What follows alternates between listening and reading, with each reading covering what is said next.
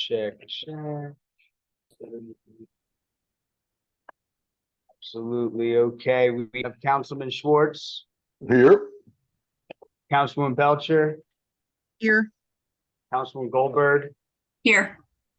Councilman Organ, Here. Deputy Mayor Katz, Deputy Mayor G, Here. Mayor Pagan. Here.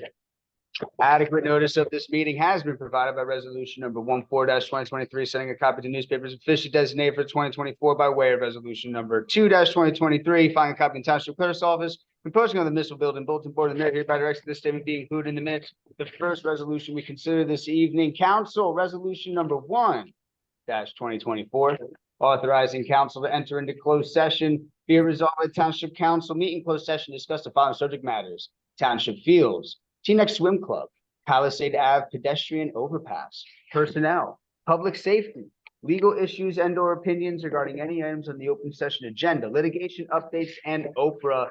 Is there a first? That was from Mayor Pagan. A first, a second, anybody? Second, Schwartz. Thank you, Councilman Schwartz. All in favor? All right. All right. Aye. All right. See you Members of upstairs. the public, yes, we will be back at 8 p.m. in council. You have the Zoom link for closed. We will see you there in just a minute. Mayor, you're free to call the meeting to order. Can everyone please stand for the Pledge of Allegiance?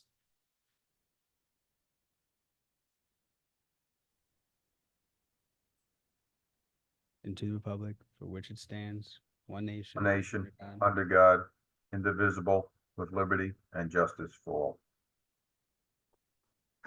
Mr. Clerk, we have a quorum and call this meeting to order at 8:04 p.m. Please call the roll. Councilman Schwartz, Here. Councilwoman Belcher, Here. Councilwoman Goldberg, Here. Councilman Organ, Here. Deputy Mayor Katz, Here. Deputy Mayor G, Here. Mayor Pagan. Here. Adequate notice of this meeting has been provided by resolution number 14-2023, sending a copy to the newspapers officially designated for 2023 by way of resolution number 2-2023, filing a copy in the Township Clerk's office and posting on the municipal building bulletin board. The mayor hereby directs that this statement be included in the minutes. Thank you, Mr. Clerk. Good evening and welcome everyone to tonight's council meeting. Township Administration present at tonight's meeting are Dean Kaczynski, Township Manager, Doug Roussillon, Township Clerk, Kristen DeNorcia, Deputy Township Clerk, Thomas Rowe, Deputy Township Manager, Scott Salmon, Township Attorney, and Ron Goodman, Volunteer Cablecaster. For the public's information, we're currently holding a Zoom format meeting due to the state of emergency. If our Wi-Fi at the municipal building has an issue where the Zoom meeting drops, we will aim to retrieve the connection and recontinue the meeting. The next televised regular council meeting will take place on Tuesday, January 23rd at 6:30 p.m. The public portion of that meeting will be at 8 p.m. Township offices will be closed on Monday, January 15th, in observance of Martin Luther King Jr. Day. Council met in closed session earlier this evening to discuss the following: Township Fields, the Teaneck Swim Club, the Palisade Avenue pedestrian overpass, personnel, public safety, legal issues and opinions regarding items on the open session agenda, litigation updates, and Oprah. Our first order of business tonight is presentations, and first up is FDU training. Dr. Benjamin Freer. That will be led by you, correct, Mr. Manager? Yes, just a quick statement about this. On December 14th, I met with Dr. Freer, and he's the director of FDU School of Psychology and Counseling and the co-founder of the Center for Empathy Research and Training. I was asked to kind of look into if there was any sort of available training that would be constructive and productive to the Teaneck community, again, as we navigate through some of the challenges we've seen since October 7th. I also invited Cheryl Hall to the meeting as our new ABCR chair to participate in the conversation. And I asked Dr. Freer to join us this evening just to give a short presentation and summary on the description of the training and to answer any questions that council may have. Maybe something we wish to take advantage of, the curriculum, and it may be a good program for members of the ABCR to participate in as well. So Dr. Freer, I believe, has about 9 slides. I appreciate him joining us tonight. And that being said, Dr. Freer, I will turn it over to you. Wonderful. I really appreciate the offer to come and join you all to speak about the Center for Empathy Research and Training. We operate from a position of creating a foundation of empathy for an organization, a school district, a community, and we have seen really positive results at Fairleigh Dickinson University, where we've rolled this out and worked with over 200 faculty, staff, president of the university, as well as students. And I, again, really appreciate Mayor Pagan allowing me to be here, meeting with Dean as well. And so what I wanted to start us off with, and I'll just ask, do you still hear me? I see that I'm frozen. My voice still comes through? I could hear you loud and Okay. clear, Doctor. Great. So what is empathy? And really importantly, what is a traditional definition of empathy? Because in CERT, the Center for Empathy Research and Training, we have work from our own framework or definition of empathy, but I want to clarify where we're coming from. So the traditional definition of empathy from APA, the American Psychological Association, is understanding a person from his or her frame of reference rather than one's own, or vicariously experiencing someone else's feelings, perceptions, and thoughts. And really importantly, this is a very other-centric focus. It is one of the areas that many people are really kind of opposed or frustrated with the concept of empathy, because it puts a person in the position where they have to take care of other people's needs, often at the detriment of their own needs. And we really think that is concerning when we think about how do we engage with a community, with an organization, and build on a framework of empathy. Along those lines, there are two types of empathy that exist. There is cognitive empathy, which is the ability to identify and understand others' emotions. This is often talked about as the intellectual type of empathy. And then there's affective, which is emotional empathy. So the sensations and feelings that we get in response to others' emotions. So really thinking about the first part of the definition at the top, understanding a person from his or her frame of reference, is really talking about cognitive empathy, and vicariously experiencing someone else's feelings is that affective empathy. So what are we doing that's unique as to the framing of empathy? Well, one, we recognize that the state of the world has really made empathy something that's essential to navigating meaningful conversations and understanding that there will be conflict in our communities, but that we can engage in that conflict in a meaningful, constructive way, rather than in a destructive and way that withdraws us from society and our groups. And so what we see over and over again is that our community members are experiencing our world as a world that is more polarized than it ever has been or than anyone can remember. It feels chaotic. It is anxiety provoking. It is stressful. People don't know who to talk to or how to engage with each other. And this all lends itself to the real importance of how empathy can bring people together. A really important element of our training is the recognition that our brain does not actually like to think. This may be kind of counterintuitive to many of you all. When you think about this, we all, as humans, like to think often and like to engage with information. But what this is really meaning is that we make a lot of assumptions in our world without meaningful contemplation as to whether what we're doing is in our best interest, is meaningfully connected to the people around us. And we really want to focus our empathy training on essentially slowing ourselves down, giving ourselves the opportunity to pause, to understand what another person is reflecting, understand how that's impacting us, and then react and respond in a meaningful, more purposeful way, rather than being kind of reactive and impulsive that rarely comes with positive outcomes. We also focus our empathy on what we talk about as the binocular perspective of empathy. You may recall that on the previous slide, I talked about traditional empathy is focused on others. We talked about as the other-centric focus of empathy. And what this is actually doing is it provides a scenario where an individual can often feel like they're either empathic and doing good for others at all times, or they're failing at empathy and thus are not a good person, are not kind, are not thoughtful. And our binocular perspective of empathy is really focusing on a balance, that we have to recognize that we want to understand other people, but we also have to understand and protect and have self-empathy for ourselves. One of the really interesting things that we've seen with research over many, many years is that those people who report the highest levels of traditional empathy also have the highest rates of compassion fatigue, have the highest rates of burnout, highest likelihood of changing out of a career that serves people and the community, and are also most likely to focus on short-term goals and outcomes and utilize their own prejudice and biases in decisions that they make. By switching empathy to focus on a balance between self and other, we've seen really positive opportunities for people to protect themselves and work against that compassion fatigue and burnout that we've often seen in the past. We also focus on empathy as a process and not a destination or not an outcome. If we're always operating where empathy is a scorecard, where we have either give the other person what they want or we have failed at empathy, then we're never going to be successful. Rather, what we focus on is working through our skills of empathy, which I'll talk about on the next slide, addressing roadblocks, which I'll talk about on the slide after that, as to how we can actually act with empathy towards others and ourselves in a meaningful way.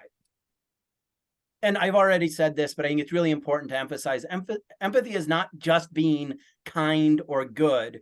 It is not following rules to demonstrate to the others around you that you're a good person.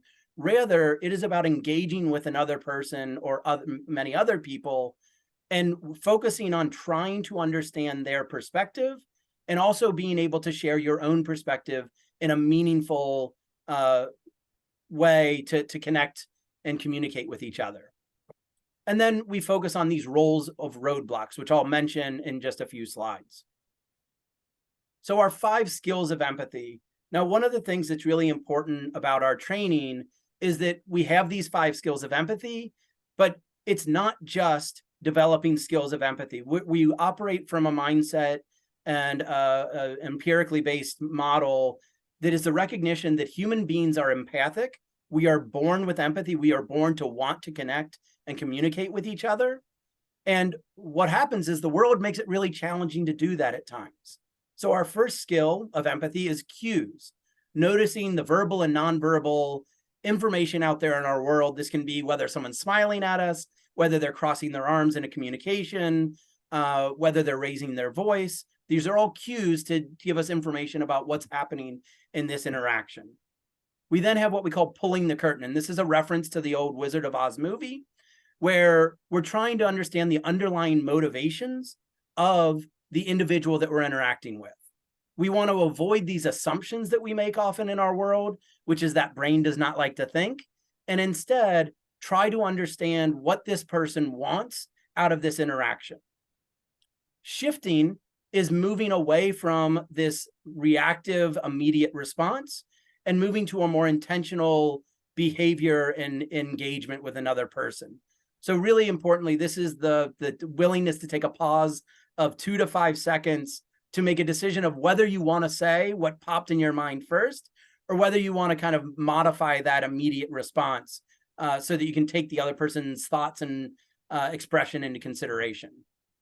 Next are boundaries. This is the balance of the needs of the other person as well as the needs of yourself in this interaction. And finally, shifting, which is the feelings and recognizing the feelings of the other person as well as the feelings of yourself, and making sure that both parties are protected and safe and secure in this interaction. So those are our 5 skills of empathy. We certainly go into much more detail in the training itself, but this hopefully gives you a nice overview of what it is that we're aiming to accomplish. And finally, thinking about the roadblocks of empathy. Again, we work from a mindset that people want to connect and they want to be a part of a community that does that. And these roadblocks prevent or hinder our ability to be empathetic to each other. So some of these are misperceptions that bypass the brain. These can be misconceptions and misattributions we make about other people. We see a person and we assume that we know what they're thinking and how they're engaging with us. And our argument and suggestion and through the training is let's avoid these assumptions and really engage with each other and understand where this person is coming from. We address biases and prejudices that we all carry, these previous experiences that we have, as well as schemas, which are these assumptions that we make. An easy way to think of a schema is if I say, I want you to think about a house. You have a schema for what a house looks like. It has 4 walls. It has a main entry, typically. It has windows. That's your schema for what a house is. Those are really effective in navigating the world. The problem is when we use those schemas, when we interact with human beings that are complex creatures, it's really easy to make incorrect assumptions about those around us. We then talk about roadblocks of environmental triggers. This can be fatigue or being overwhelmed at work or in your personal life.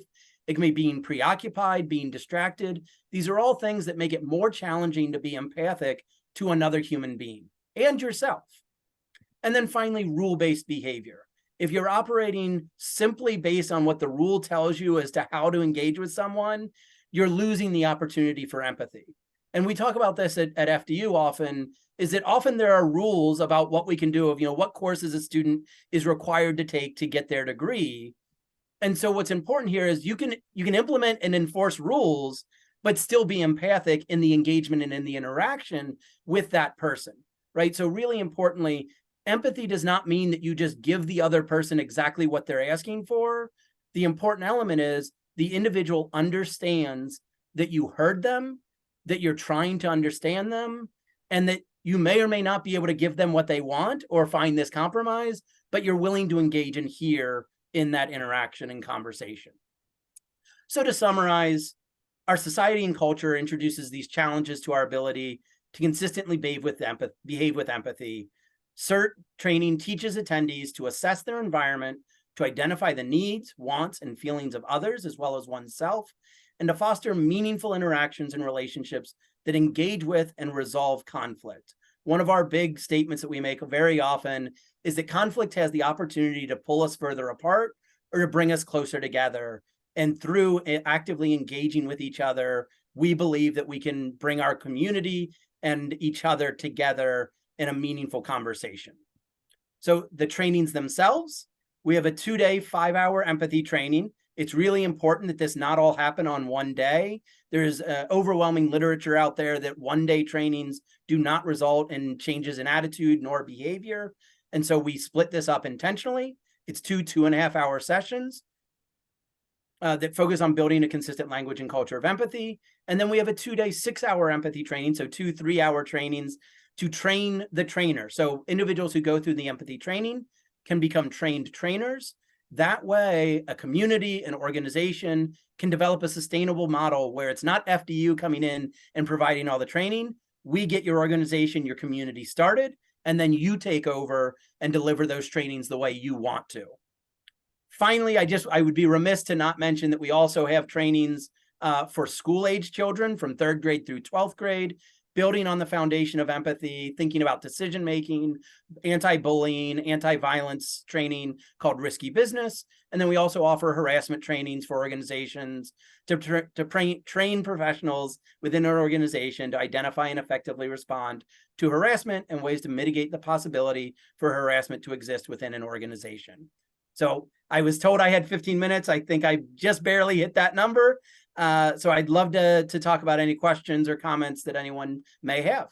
Mr. Mayor, Thank you, Dr. Freer. Yes, Mr. Schwartz. just two very quick questions. One, are these in person? Thank you for the presentation. Mhm. Are these in person? And if so, are they on the FDU campus? They are in person, and it is completely up to the organization. We can come to you, or we can host you on our space. Got it. And just make sure there's food that's included. Just gotta get food. There is always food included. Just make sure. We Got it. actually just today had day 1 of a Train the Trainer on FDU's campus and had some delicious spreads and chips and coffee and tea and cookies and fruit. So That works. And alcohol. Thank you very much. we're a dry campus, so no alcohol. Thank you, Mr. Schwartz. I think I see a hand up. Deputy Mayor G. Yes, thank you, Mr. Mayor. I was just curious, could you share what sort of measures of success have you been able to witness post this sort of training? Yep. Yeah, it's a wonderful question. So in the training, I could have included, maybe should have included it. There's a pre-assessment that all individuals complete prior to the start of day one. These are 5 qualitative situations where an individual is given a situation. For an example, a person's walking down the street, you're on your way to a doctor's appointment, you notice a woman trip over a branch. What would you do? How would you feel about it? And how do you feel about what you would do? And we have a coding system to determine whether or not individuals are implementing the 5 skills of empathy and whether they're acknowledging roadblocks that they're engaged with. We also utilize 2 standardized questionnaires, the Interpersonal Reactivity Index and the ACME, the Affective and Cognitive Measure of Empathy, which are 2 kind of standard, top of the line, standardized questionnaires about empathy. But we also have currently anecdotal evidence, which I'm a scientist and a researcher, and so anecdotal evidence is of less value to me personally, but I think has been really valuable. Our attendees have reported some really positive outcomes in the way they interact with their colleagues and the way they approach and address problems. And so we've actually had a number of attendees who have come to more recent trainings who said, I worked with this colleague that drove me crazy. I did not like working with them at all. All of a sudden, their behavior switched. They were more willing to hear and engage with me. And I asked what happened because I've never had these positive interactions. And the person said, the empathy training has made me rethink the way I engage with and interact with my colleagues, with my students, with my family, right? We are focused on developing professional relationships within FDU, but the personal angle is enormously beneficial to those who have completed the training. We're in the midst of collecting more behavioral, standard behavioral measures to see whether we're actually seeing those who are engaged are less likely to have, conflict that goes to our Dean of Students and Student Affairs, but that's data that's still being collected. Thank you, Dr. Freer. Anyone else on council? Yeah, Mr. Mayor. Yes, go ahead, please. I guess this is a question for Scott. How does OPMA come into play with this? If we were talking through our community's issues, would the public have to be there? As long as, I suppose, well, part of it depends on how many of us are there at the same time, but also on whether any decisions are being made. If we're just there to hear and to, I'll say, hear this thing out, then not necessarily, but I guess it would depend on the exact agenda of what's on the menu. You good, Karen? Yeah. Anyone else on council have any questions for Dr. Freer? Mr. Manager, any questions? And I also wanted to thank Anita Rivers. I met with Anita first, and she provided the opportunity for me to meet with Dr. Freer. And, this may be a wonderful opportunity where we create a sustainable model for our advisory board on community relations as well. Just food for thought. Again, I think the resources there. The question is whether we take advantage of it or not. Thank you, Dr. Freer, for your presentation. We appreciate you, sir. Mr. Wait, I think I see Mayor, Danielle. Danielle, are you yeah. raising your hand? I'm actually raising my hand, Mr. Mayor. Can you hear Go me ahead, okay? Denise. Okay, yeah. I just wanted to ask Mr. Freer, if is there a benefit for why we would not have the community involved in this training? I mean, so an important element, the training is very intentionally an interactive, engaging training. And so we cap individuals to be in the training at 30 individuals. There's role play, there's interactive conversation and discussion, small group discussion. And so we do have a cap on how many people can be in each individual training. We currently are only offering the training in person. Our stance, and I feel really strongly about this, is that we first have to demonstrate and continue to demonstrate the efficacy of the program, which we have done through FDU, before we can start scaling out to doing that training remote. As you all likely can imagine, a remote training faces many uphill challenges to having the same efficacy as an in-person training. And so one of the things that Dean and I had spoken about was the possibility of senior leadership, town council, other community leaders being involved in those early empathy training, becoming trained trainers, and then being able to offer it to all of the community with you all as the leaders and the trainers could be a really beautiful model that supports the whole community.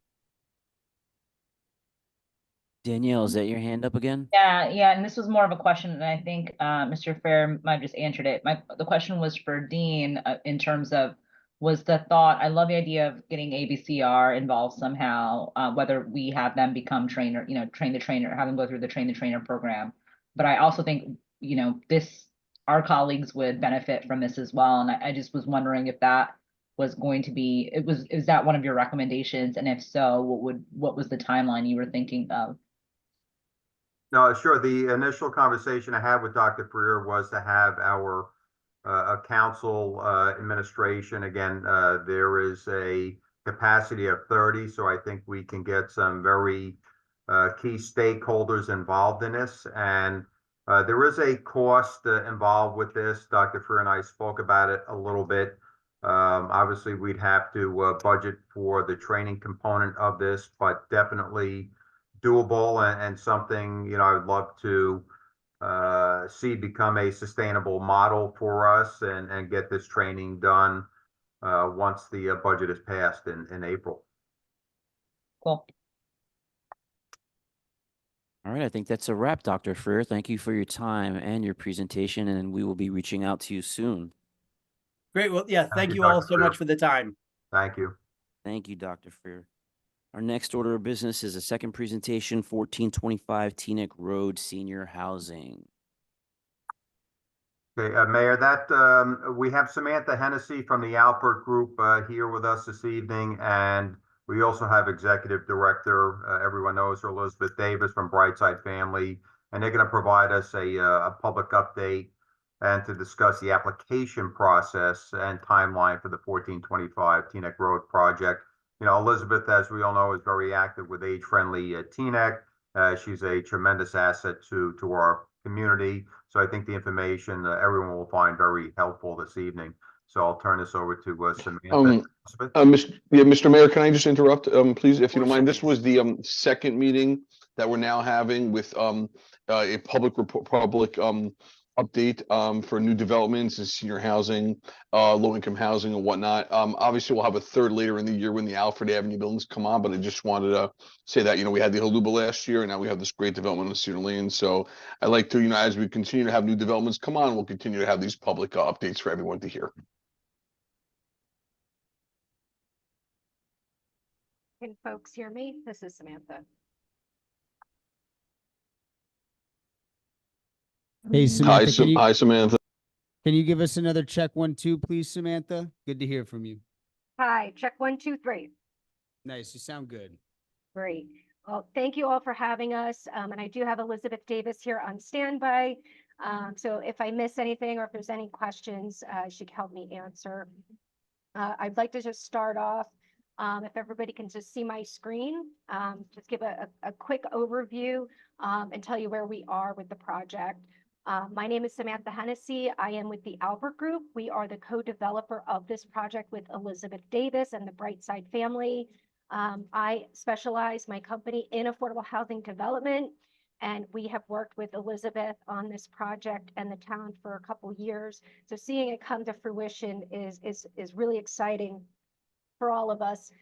The Brightside family, Elizabeth Davis, for those of you who don't already know her, she is a great steward of the Teaneck community, providing senior housing and assisted living.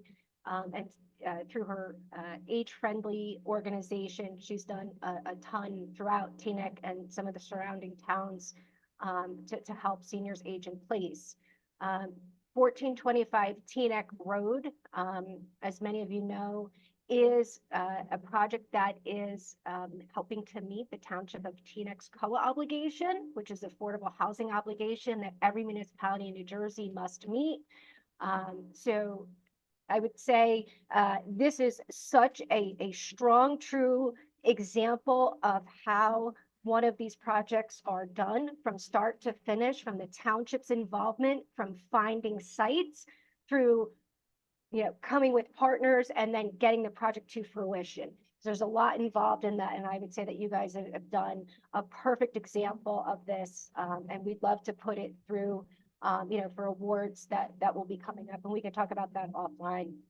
But this project is 40 senior housing units, and we will be serving between 30% AMI seniors to 60% AMI. It's 100% affordable, and this project will remain affordable in perpetuity. So for the life of that site, it will always be affordable housing for seniors.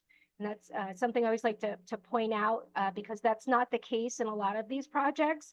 And the Township of Teaneck did a great job, working with us to make sure that that happens because it's important. This is, as you all know, what it looked like before, an underutilized building that was, I would say underutilized. There was, I think the town was using it from storage and things like that. But definitely underutilized, and we were able to get in there. We had our groundbreaking in the fall of 2022. We started demolition and construction throughout the year. We've made tremendous amount of progress. You could see from these photos, but more than anything, driving down Teaneck Road, you could see the wonderful progress that we have made on this project. We have a great construction team, CNC contracting, along with the building department of the Township of Teaneck, working through getting our building permits and approvals. We are on schedule to deliver this building in April.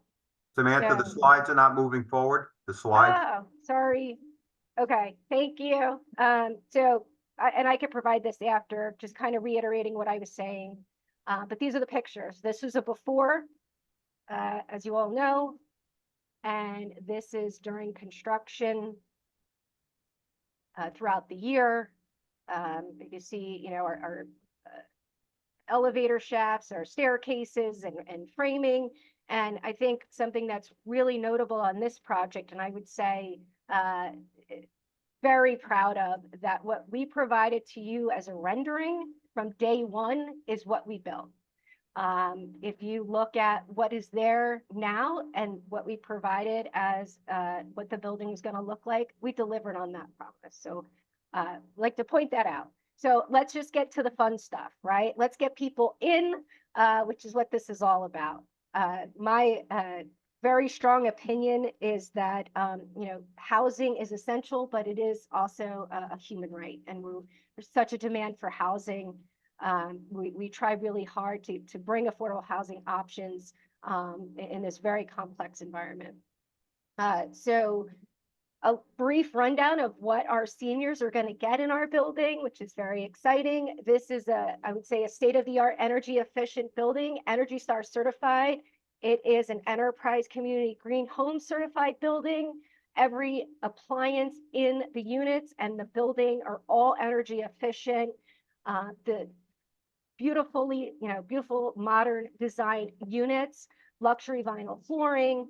There's controlled access, security cameras, deluxe intercom system for our seniors, emergency pull cords in the bedrooms and bathrooms, a beautifully appointed community room. We're just starting to work out the selections for furniture and get the library set up and the wellness room ready to go. On-site laundry facilities and on-site management staff, and Elizabeth Davis through her great ALP program and some of the other senior services that she provides in conjunction with Holy Name and some of our other local nonprofits and organizations providing a slew of services for our residents, which is tremendous. 24-hour emergency maintenance and, like I said, aging in place services. Which is one of the reasons we're happy to be here this evening. So we will be starting our full-on marketing February 1st. So what that means is all the ads go out. We will be providing the pre-applications for folks that would like to enter into the lottery. So we are required to do a lottery per the COA requirements. So once the ad goes out February 1st, people submit that pre-application, and then on April 1st, there is a lottery conducted. And once that lottery is held, everybody gets a number, and then we will work down that list for the move-ins. But that's really exciting. We want to make sure that everybody who is interested in Teaneck gets an application for this lottery. So Elizabeth and I her whole team, we've been working, I know there's been some forums. I think we've done 4 already at the library and the Rhoda Center to really disseminate this information. We'll have applications at the library, at the township, on site, and anywhere else, anybody feels like, they think an application would be a good place to go. But that in a nutshell is where we are with 1425 Teaneck. One thing I did forget to mention, we are dedicating the building obviously to former Mayor Lizette Parker. And we would love to work with the town to put a dedication plaque either outside the building or inside.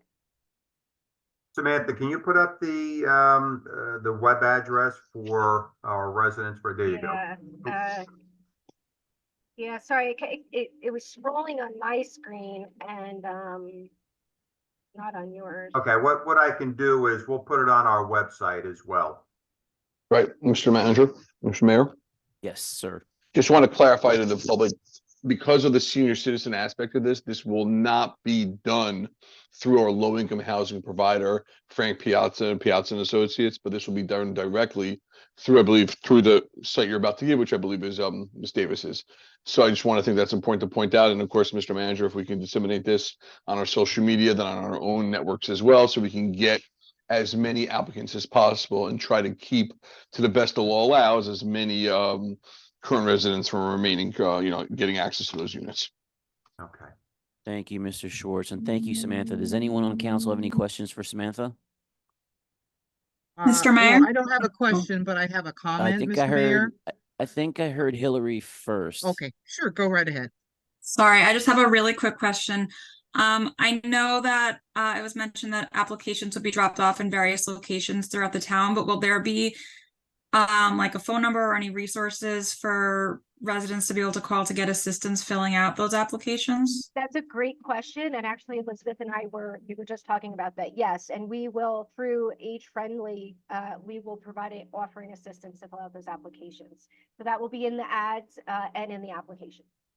And we're going to have EJ Busy from Age Friendly Teaneck at the 23rd meeting, I believe. We're going to have a table set up, and there'll be staff there to assist with this application process and answer any questions about submitting that. Ms. Belcher, I think you had a question.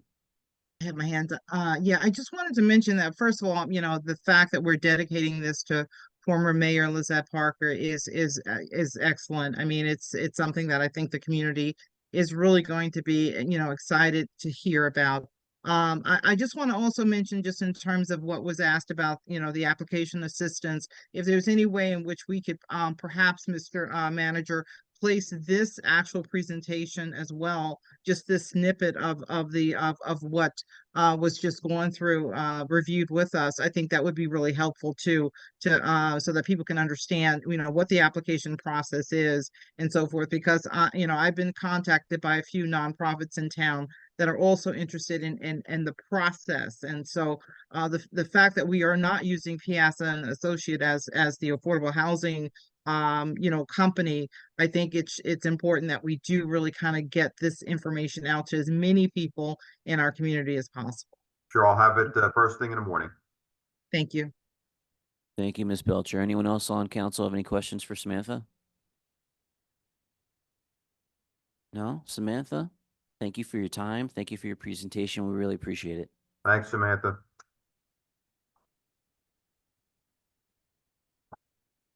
Let's see, we have a third presentation, correct, Mr. Clerk? Beyond pesticides, chemical management? So, Mayor, let me just open this up quick. So, Councilwoman Goldberg, myself, Mike Surmabiki, and the Superintendent of Public Works, along with the Environmental Commission, especially Hildy Dillon, we were working to ensure the township remains in compliance with all the DEP pesticide regulations. And we were looking to develop an organic land use management plan for pesticides. Our superintendent, as I mentioned, he holds a commercial grade pesticide applicator license and oversees the management of Teaneck's parks and fields where no pesticides or herbicides are used. The plan really for us, I think, at this point, and we'll get into this in a little bit, is to have a resolution on the next consent agenda that confirms that the township is in compliance with all DEP regulations and our chemical-free management of public land throughout Teaneck, with the intent to really to acknowledge and sustain this practice, to list that resolution on the 23rd. And again, this will certainly help to elevate us, I think, to silver status with New Jersey's sustainability. I know our co-chair of the EC, Hildy Dillon, has a few things to say, and I don't want to steal anyone else's thunder, but we have representatives from Beyond Pesticides here, Rika Gopinath and Jay Feldman, and they're going to discuss for a few minutes organic land management for parks, playing fields, and landscapes. But I just want to give Hildy Dillon a few minutes. Doug, if you can let her in to say a few words on behalf of the EC. Yeah, sure. Mr. Manager, Mr. Mayor, Mr. Clerk, are we on YouTube and Facebook as well, or no, because we're on Zoom? That is a Doug. I know that. Councilman Schwartz, we actually unfortunately had some technical difficulties with our setup in chambers, so I don't have my usual setup with me. I'm actually on my personal laptop. I don't have access to all that. I'm going to be getting it up on Facebook and YouTube. I'm actually just trying to figure out how to do that right now. Thank you, sir. We're bringing in Hildy Dillon. Hildy, could you just raise your hand for me, please, if you're on? Oh, don't move. Wait, you did it. Sorry, I have 100 participants to sort through here. Leave your hand raised for me, please. No Hildy so far? Nope. We got her. You got her?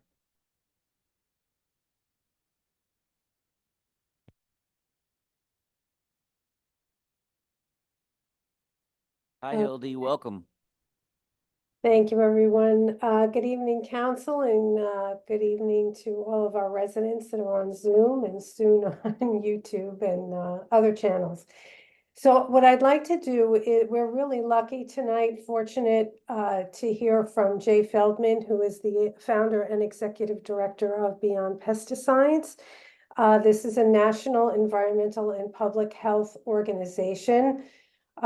Jay himself has a 40-year history of working with communities nationwide on toxics and organic policies and practices, addressing agricultural, lawn, and landscape management practices that maintain ecological balance, enhance biodiversity, and eliminate toxic chemical use.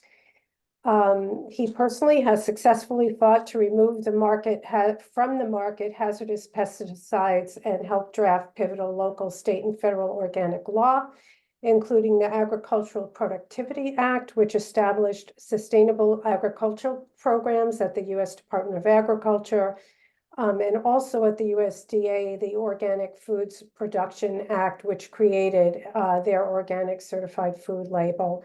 I could go on and on as to how Jay has been a thought leader in this field. He currently serves on the standards board of the Real Organic Project and the executive committee of the National Organic Coalition. And prior to his founding Beyond Pesticides in 1981, he served as a health programs director of Rural America, an advocacy group for rural areas and small towns. He has a master's in urban and regional planning with a focus on health policy from Virginia Polytech and State University, and a BA from Grinnell College in Iowa.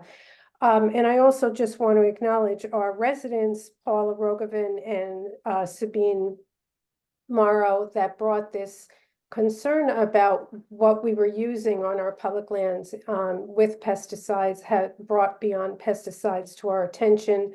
They've had an opportunity to present to Hillary, the Environmental Commission's liaison, and Dean and Mike at the DPW, and we're really thrilled to have him present to council today. So Doug, Jay Feldman should be there for you to bring on screen, and he has a slide presentation to share. Hey, Doug. Sorry, we lost Doug for a Hi. split second. Good evening. Good Ah. evening. Can you Hi, all Jay, hear me? welcome. I'm sorry, can everybody hear me? Yes, sir, loud and clear. Okay, can you let Rika into the Zoom so she can show the slides? I've had a technical issue come up here, unfortunately. Looks like we're having some slight technical difficulties here as well. If you can just give us a second.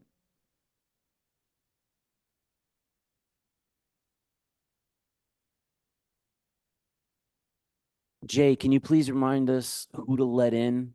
The name you Rika just said? How do you spell her name? Gopinath. Rika Gopinath. How do you spell her first name? Rika.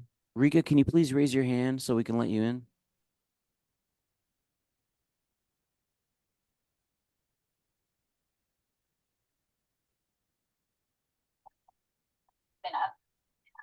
Can't see her. We're searching right now. Give us a second, please. Sorry about this, guys. Her name is Rika. She should be raising her hand, Doug. There you go. There she is. See her? Hi, Rika. Welcome.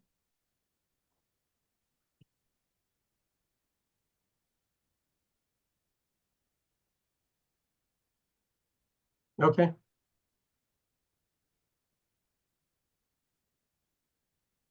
Rika, if you can hear us, please unmute. Rika, if you can hear us, please Yes. unmute. Yes, There sir. you go. Okay, can you see my screen? No. Not yet, no. Okay, it is showing that it's, I think give Zoom just a moment to catch up. But it looks like it's working.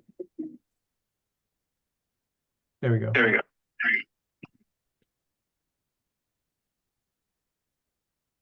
Okay, good evening. Apologize for the technical difficulties on this wet evening.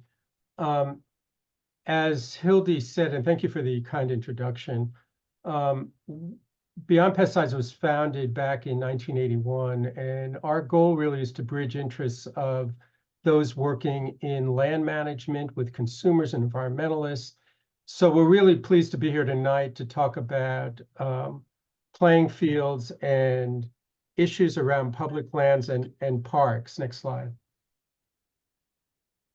Rika, can you hear me? Next slide, please. Okay, so Rachel Carson really is the touchstone for many of those in the environmental community. And the reason I put this up here, you're familiar with Silent Spring, 1962. This really launched public awareness about why we're having this conversation tonight. We are part of complex biological systems, and chemicals are used in the context of those living communities. And that's what we're going to talk about tonight, really briefly. At the same time that she identified hazards and impacts on living communities, and that includes ecosystems, by the way. She also said we should make wider use of alternatives. We start, next slide, please. We start with the context of hazard. Why are we talking about these things? Well, because the chemicals that are commonly used, and we've identified 40 commonly used lawn chemicals, not that they're necessarily being used in Teaneck, but this is the context in which we're having the conversation. And you can see the majority of these 40 are carcinogens linked to endocrine disruption, which is the message system of our body, reproductive toxicants, kidney, liver damage. Next slide, please. And the same is true for environmental effects. Next slide. And of the 40, these are groundwater contaminants, toxic to bees. You've heard about the collapse of bee colonies and so forth, toxic to fish. Next slide, please. There are, when we talk about the context, right, we're talking about indirect effects as well. So, we think about habitats that we're adversely affecting that may surround our parks and the chemicals that drift. And we're talking about systemic effects of chemicals. So this bee is feeding on a flower that has absorbed chemicals through the system of the flower, and it's expressed through the vascular system, is expressed through pollen and nectar and glutation droplets. So that's indiscriminate poisoning. Next slide, please. So that's, obviously we could spend all night talking about hazards, But the key here is that we have an alternative that can be embraced, readily available, cost-effective, et cetera. And it eliminates these synthetic pesticides and fertilizers. And the beauty of this conversation that we're having is that it intersects with other conversations that you've had probably as a city council, issues around your ecosystem, issues around the health of people in the community, and issues around biodiversity. That those are the bees, the wildlife, the environment in which we live. So we're trying through this program, and I think successfully so, to sort of recognize the intersection of these issues and the fact that the Parks Department can really serve as a vehicle for education in the community. Next slide. Now, one might say, well, what about the regulatory agencies that should be regulating these toxic chemicals? And when you look closely, but you don't even have to go too deep, you find very quickly that the regulatory agencies, and this is EPA for the most part, but it's also the New Jersey Department of Environmental Protection, is not looking at chemical mixtures. It's not looking at a range of issues like contaminants. It's not looking at the range of exposures. We learned through COVID that some people are more vulnerable given their compromised immune system or neurological system. Next slide. And so we have a lot of unanswered questions. At the same time, we're really here to discuss, well, what should we be doing, or what do we want to do as a community? Organic land management is an ecological management system that addresses these problems. It addresses the biodiversity. It enhances ecological harmony. And our goal tonight, really leading into future discussions by the board, is to transition public spaces to organic land management. Next slide. So what we're doing here is we're working with nature. There's a book out, it's pretty clever. It's called Teeming with Microbes. And the microbes are really the biological life in the soil. When you hear people talk about soil health, they're talking about biological activity in the soil. And that's what we're doing with an organic system. We're building what's called a soil food web, the organisms in the soil that break down organic matter and literally create nutrients for the plants naturally, sort of what goes on in a forest environment, right? Next slide. So this is the approach that's been adopted by New York City with one of your community members leading the charge from a public school in New York City, Paula Rogovin, who was very effective in bringing her students to this issue and then engaging local politicians, made the New York Times. Here's an article. You should check it out. Next slide. And then it led to the adoption of this law, which really is something I think that can serve as the foundation of a discussion in Teaneck. Next slide, please. And the key here in the law is that no city agency, contractor, or any person acting under the direction of the city shall be able to apply in a park or playground anything other than what is identified as biological pesticides. So those are the natural materials, but it goes further than that, and we'll talk about that a little later. Next slide.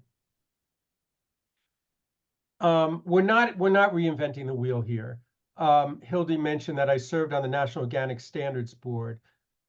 We helped to create this law, which you're familiar with, because you see in the grocery store that USDA organic symbol on the food.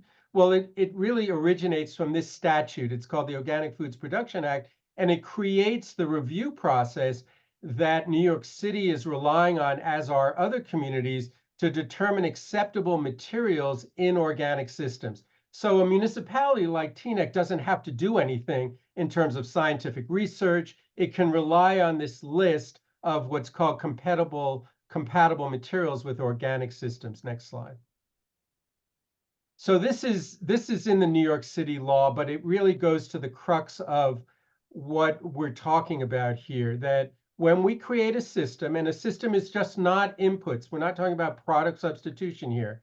This is a system that relies on cultural practices. How do we mow? How do we aerate? How do we overseed? it might sound a little wonky, but it really comes down to, well, what materials can you also use? Next slide. And the concept is, and this is why it's called a systems approach, we're not attacking pests. We're not saying what chemical can we use to attack this weed or to attack this grub or this insect. We're asking ourselves, how can we support nature and the ecosystem through an organic plan, which was done under this Organic Foods Production Act. You have to have a system in place, an approved plan and system, and we're borrowing from that. We're asking, what can we do to improve the physical, chemical, and biological conditions, of the soil? Next slide. So this is an organic field. That's fine. That's fine. An organic field, just to sort of break this up a little bit. The point here being that we can meet not only a high degree of playability. This is a field hockey and softball field in Marblehead, Massachusetts, but we can have an aesthetically pleasing environment. We have a more resilient turf system. We retain water better than you do in a chemical intensive system. Next slide. We start with a soil test. We literally look at what's going on in the soil. Next slide. And then from that information, we identify what is the organic matter content. How do we make sure that we have active soil microbes, which is at the heart of the management strategy? Next slide. And these are the cultural practices I was talking about earlier: the aeration, the irrigation, the cultivation, overseeding, mowing, compatible materials. Next slide. Now, it's interesting because, years ago when we first started working on this, there wasn't much of a market for the materials that I mentioned or had referenced today in this presentation. Next slide. But what we're doing at our organization is we're tracking, as is an organization called the Organic Materials Review Institute, tracking all the materials that are deemed compatible with organic systems, whether we're talking about a playing field or an organic field, agricultural field. And you can see this is only a portion of the list of materials. So there are materials out there that we can use. We're not taking tools away from land managers. Next slide. To implement this process, we've put together a program called Parks with a Sustainable Future. And through the supporters of our organization, we're able to offer horticultural services to communities at no charge to come into the community and go through this planning process to identify what's going on. Now, in a community like Teaneck, where you're not using a lot of materials to begin with, a lot of toxic materials to begin with, the question is, how can we eliminate all of these materials? And how can we work with nature to elevate and, the benefits of nature? So if we have a weed problem, or, if we have an insect problem, putting this system together will enable the community to manage the system. And we have seen, to a higher degree than managing a system without doing anything, or even systems that are reliant on toxic chemicals. It's a fascinating process, and it really speaks to issues of resiliency. It speaks to issues of water use, as I mentioned. It ultimately reduces costs, especially in those communities where synthetic fertilizers are being used, because these systems cycle nutrients naturally. That's what organic farmers are doing. They're reducing the need for outside inputs. So, the question is, through a program like this, can we set up a couple of sites, demonstration sites, in which we have an opportunity to utilize these practices, see the results, see the improvement, see the return we get on investment, and then, at the same time, teach the community what the township is doing when it comes to land management.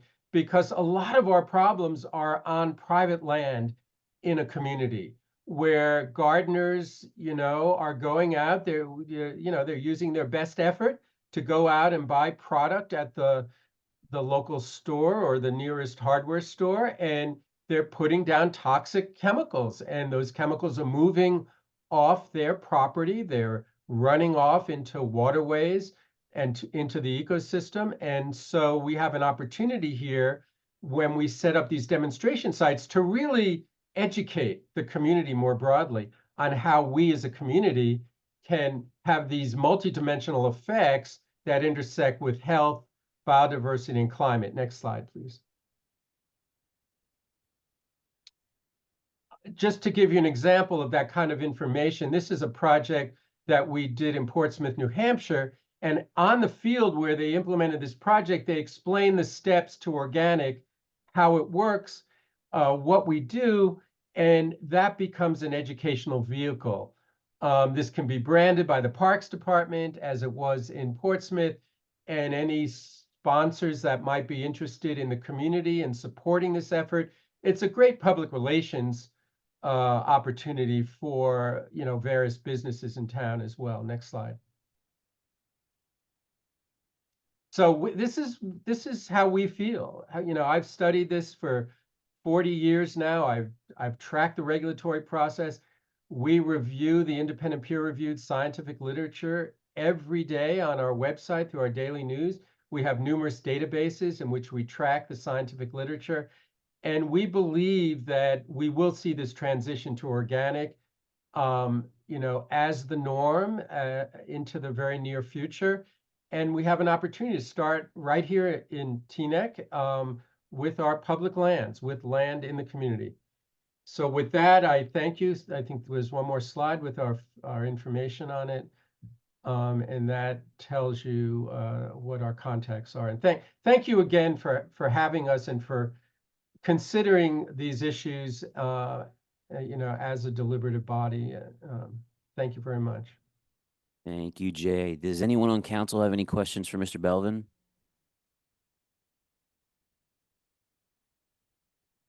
Anyone on council?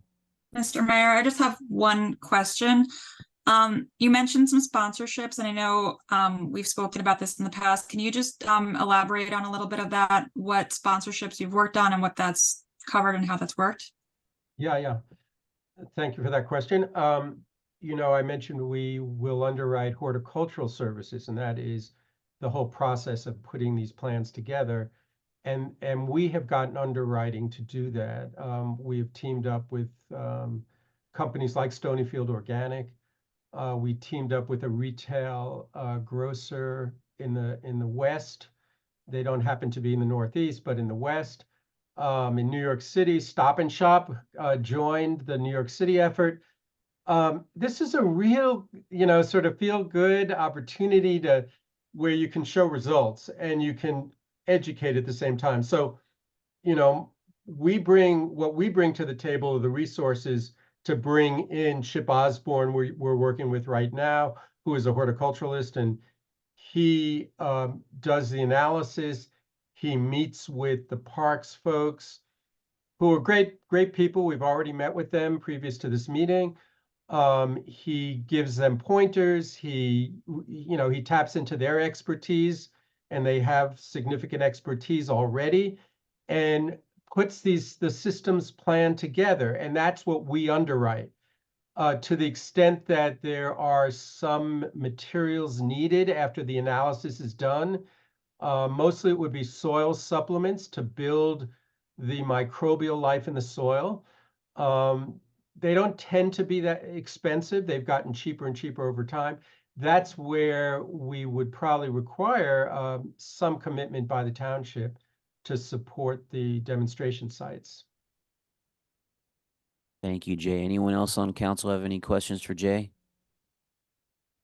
Hildy, I think I see your hand raised.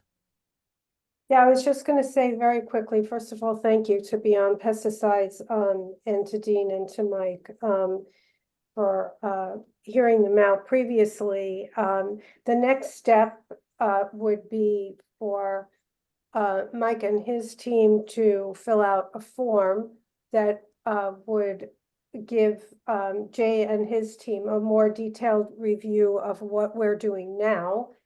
And then if we wanted to proceed, we could think about sites for the demonstration projects. And then look for funding, some possibly within our own budget here in Teaneck, and also look for outside funding sources. So that's where we are. There is a budget also that goes along with this, but until Mike fills out the questionnaire, that would really establish what we specifically need and would help to inform the budget.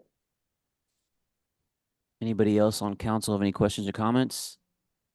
No? Thank you, Jay. Thank you, Hildy. Thank you, Rika. Thank you, everyone, for this presentation. Thank you so much. I think our next order of business is a certificate of recognition for mortgage apple cakes, which we all know and love. Councilwoman Belcher, is this you, ma'am? Yes, it is. It is, Mr. Mayor. I just wanted to say that this was hopefully going to be a certificate of just recognition that we wanted to give one of our local businesses we're all familiar with. We're all very thankful for. Specifically Angela Logan of Teaneck. She has a very inspiring story that many of us know. Where during the mortgage crisis, she encountered starting a business, which is, oftentimes the necessity is the mother of invention, in which she baked cakes in order to save her home from foreclosure. A movie was made from her story, and today Mortgage Apple Cakes is a successful Teaneck business, delivering cakes and smiles, and even a movie to boot. So I thought it was timely, because during the holiday season she received a recognition, and this certificate of recognition is given to Angela Logan of Mortgage Apple Cakes as a Teaneck business that's known for her baked goods. But during this holiday season, this past season, she received the coveted recognition of being listed on Oprah's favorite things for 2023. Many of us have consumed her tasty treats as at the local farmers market, or at her bakery right off of Cedar Lane. And I felt it was timely and important for the town council to acknowledge this business milestone, because not everyone makes Oprah's favorite things. So for her to do that, we say kudos to your business and this accomplishment. And you are truly an encouragement to our business community on how you were able to turn lemons into lemonade. And we as a council member, and I'm sure my colleagues would agree, that we applaud you for this wonderful business recognition. So we couldn't be in chambers tonight. As you can see, we're all kind of trying to be safe. So we will make sure, Ms. Logan, that we get the certificate to you. And that's what Doug has promised. Thank you, Miss Belcher, and thank you, Angela Logan. We love your bakery. Mayor, Yes, Mr. I just would Katz. like to echo what Councilmember Belcher just mentioned. I've gone in many times over the years. I've given gifts from the place, and she always welcomes everybody with a great smile, a nice treat. And for her to make Teaneck look so good by having this recognition with Oprah's favorite things is just an added bonus. And I want to say I'm very appreciative as well. Thank you, Mr. Katz. Anybody else on council? No? Moving on to the next order of business, work session items, miscellaneous. Does anyone have anything for miscellaneous? Is that Deputy Mayor G? Your hand is up. Yes, ma'am? Yes, I wanted to nominate 3 individuals to advisory boards. Mr. Clerk, should I read the names out? Yes, please, Deputy Mayor. Okay, first, would like to nominate to the Social Services Advisory Board our township social worker, Alex Rabone, for the social services member role, with an expiration date of 12/31/2024.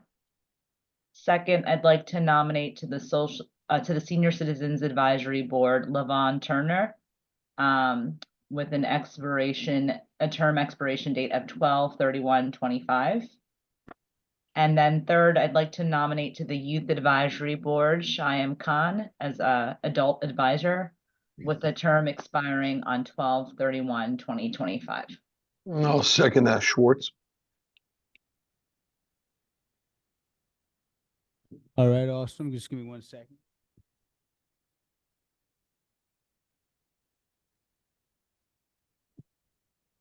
Let me run down the roll here. Councilman Schwartz, Yes. Councilwoman Belcher, Yes. Councilwoman Goldberg, Yes. Councilwoman Organ, Yes. Deputy Mayor Katz, Yes. Deputy Mayor G, Yes, Mayor Pagan. Yes. We will see Rezos at next meeting. thank you. Anybody have anything else under miscellaneous? No, moving on. Next order of business is old business. Does anyone have anything under old business? Seeing no hands, moving on. New business. Does anyone on council have anything under new business? Seeing no hands. Does anyone have anything under communications? Still seeing no hands. Moving on to the next order of business. Committee reports by council liaisons. Mr. First one- Mayor. Yes, sorry. Mr. Schwartz. Sorry, just two quick updates on my end. First of all, our Cedar Lane Management Group will have our meeting tomorrow. Anyone who would like to join us starts 6:30 on Cedar Lane. Dinner will be served. And secondly, our zoning subcommittee will be held this Friday. Thank you, Mr. Schwartz. Let's see, committee reports by council liaisons. Hackensack River Greenway Advisory Board 2023 Annual Report. I am the liaison to that. The report is in the agenda. It's pretty self-explanatory, and it's a wonderful group of volunteers. Next up, we have Senior Citizens Advisory Board Annual Report 2023. Deputy Mayor G, did you want to say anything about that, or are you good? I'm good. It's in the agenda, also self-explanatory. So we'll leave it there. Thank you, Deputy Mayor G. Does anyone else on council have anything under committee reports? I just want to mention one thing that is, we just to let everyone know, we are starting up the subcommittee for affordable housing. We have had some preliminary meetings in which we are in our upcoming meeting, we're having our attorney kind of report on a few things. There have been a lot of things happening in the affordable housing arena in our state. So we're really trying to really keep an eye on that and be very proactive in terms of affordable housing legislation. So I just want to mention that. Thank you, Ms. Belcher. Anybody else on council? No, moving along. Next order of business is council listed items. Street renaming subcommittee. Councilwoman Oregon, the floor is yours, ma'am. Thank you. So this month we received a letter from Rabbi Sirbu from Temple Emeth asking us to rename a portion of Windsor Road after the founding rabbi of Temple Emeth. And I went back to check the subcommittee that was put in charge of street naming, and we had introduced it, but we never brought it forward as a formal resolution. I believe it was Councilmember Belcher, Councilmember Schwartz, and myself, though we can revisit it, but we should form a street renaming subcommittee and get to work on that. So I'm bringing it up. I like the idea. Thank you. Anybody else So, have any comments on well, that? Mr. Schwartz? I'd like to formalize it. So is that considered formal?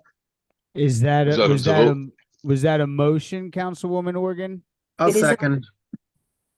And then a second from Deputy Mayor Katz, and just to define exactly what they were motioning and seconding is to consider a resolution establishing the street renaming subcommittee.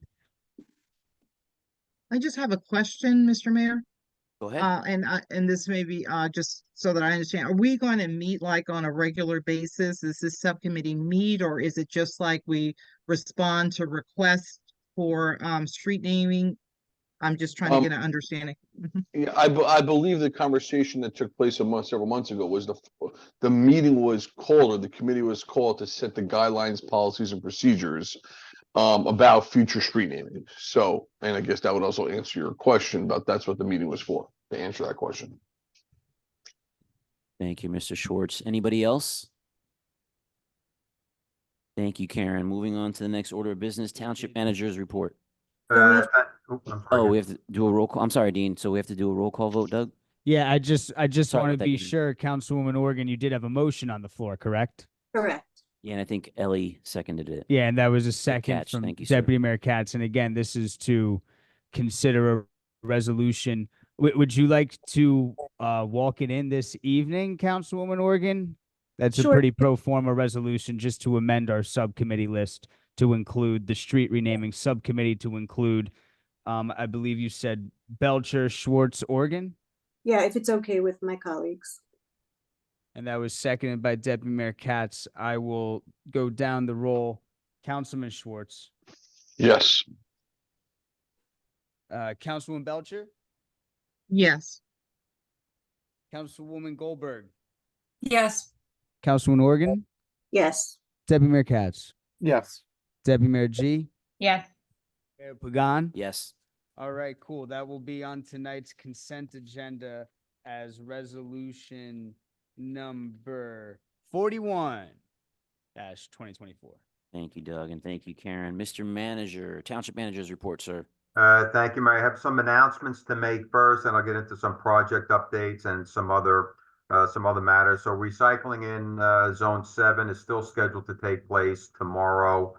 However, I do ask the residents in Zone 7 not to place the recyclables to the curb this evening while the storm is taking place. The wind is whipping outside pretty good right now.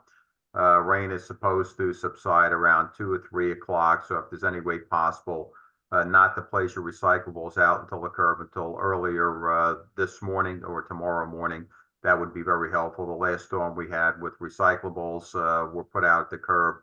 They were all over the street and went into our sewer system as well. So if for some reason we miss it or you can't get it out in time before the truck is there, you can email me or call DPW. We will stop back to your address and pick up what was left outside.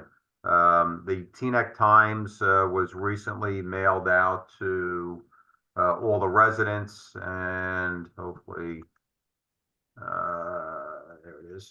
That's the cover of the Teaneck Times. Our motto this year is have a successful day. So that went out to all the residents. If anyone did not receive it, we have plenty of copies here at the municipal building, or you can call the clerk's office and they will send a copy out to you as well. We added an additional confidential paper shredding date. Normally we do 4 days every year. We added a 5th date, which is June 16th. It's not in the recycling calendar. Again, that's from 9 to 1, June 16th, 9 to 1. I'll put out information as we get a little bit closer for the 4 hours or until the truck is filled, and that takes place in the municipal parking lot. Again, this is in addition to April 20th and 21st and September 14th and September 15th confidential paper shredding dates. Next, I just want to thank our Director of Public Works, Trevon Romeo, and members of our EC, especially Hildy Dillon and Joseph Gillers, for their efforts in organizing the townwide cleanup that took place on December 17th. I know it was rescheduled several times. Mother Nature was not very cooperative with us even on the day of the 17th, but they got the job done. So thank you very much. And we have 2 townwide cleanups scheduled to take place in 2024. One is on April 14th and the other is on October 6th. And those dates are in the recycling calendar. Again, please check that calendar for other important dates, events, and general information. There's a lot of helpful information in there. Reminder to the residents, we're now in winter season. Please review the township snow parking and removal regulations. Again, they can be found in our website and also in the Teaneck Times information guide. As a reminder, parking any portion of public street is prohibited whenever snow is falling, and the accumulation is such that it covers the public streets in the township, and plowing is required. We do have some exceptions to designated areas, and we do relax the restrictions in the municipal lots. Some other important dates for the 2024 budget, and I will put this up for the public to see as well. And I shared with council earlier, and bear with me 1 second. All right, it's not showing up, but this has to do with the with this year's 2024 municipal budget, so that the council and the public is aware. The annual financial statement, which is a key document that must be submitted by March 8th. The introduction of the 2024 municipal budget must be done by March 29th of the next regularly scheduled council meeting, which takes place on April 2nd. The adoption of the 2024 municipal budget must take place on April 30th or the next regularly scheduled council meeting, which is May 2nd. because the annual financial statement is so important to our budget process, again, that is due by March 8th.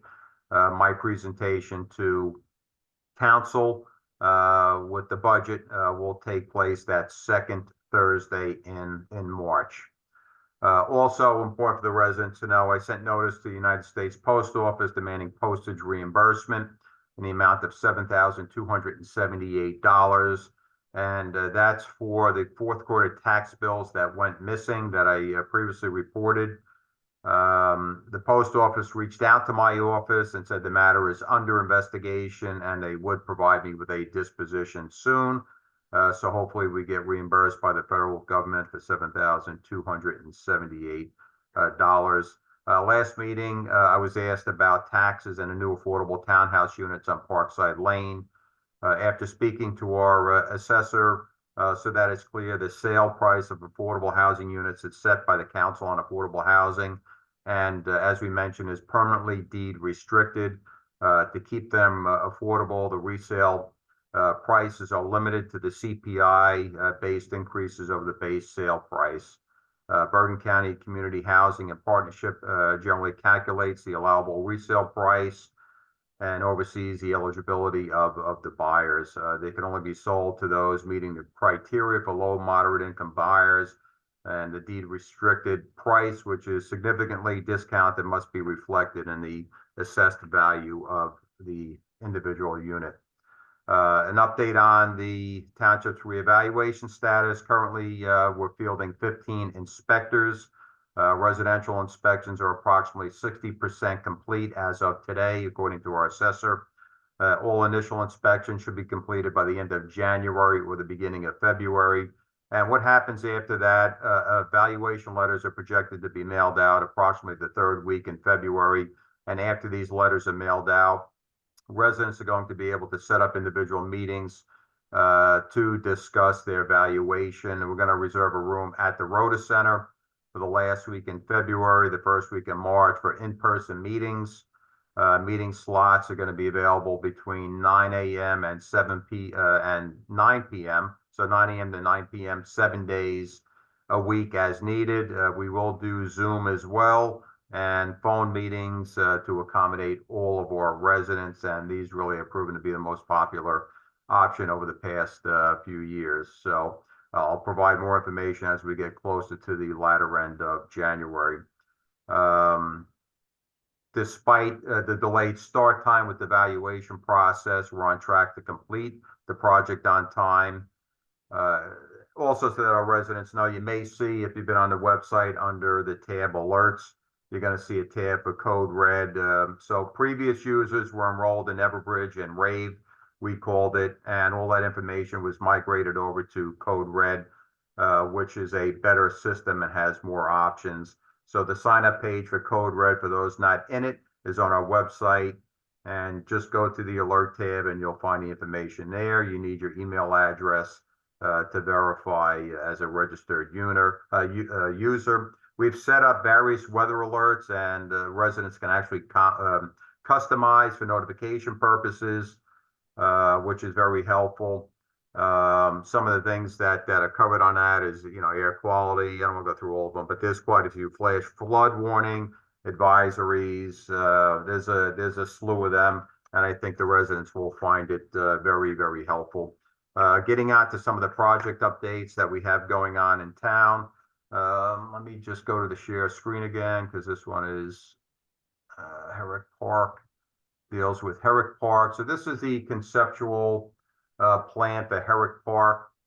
As you can see, we're going to be reconstructing the basketball court and the light fixtures, reconstructing the baseball field. That includes excavation, grading, drainage, dugouts, and the sprinkler system. We're going to be adding a new children's playground and safety surface, adding a 1,000 square foot splash pad with a 10-foot wide concrete deck and various amenities.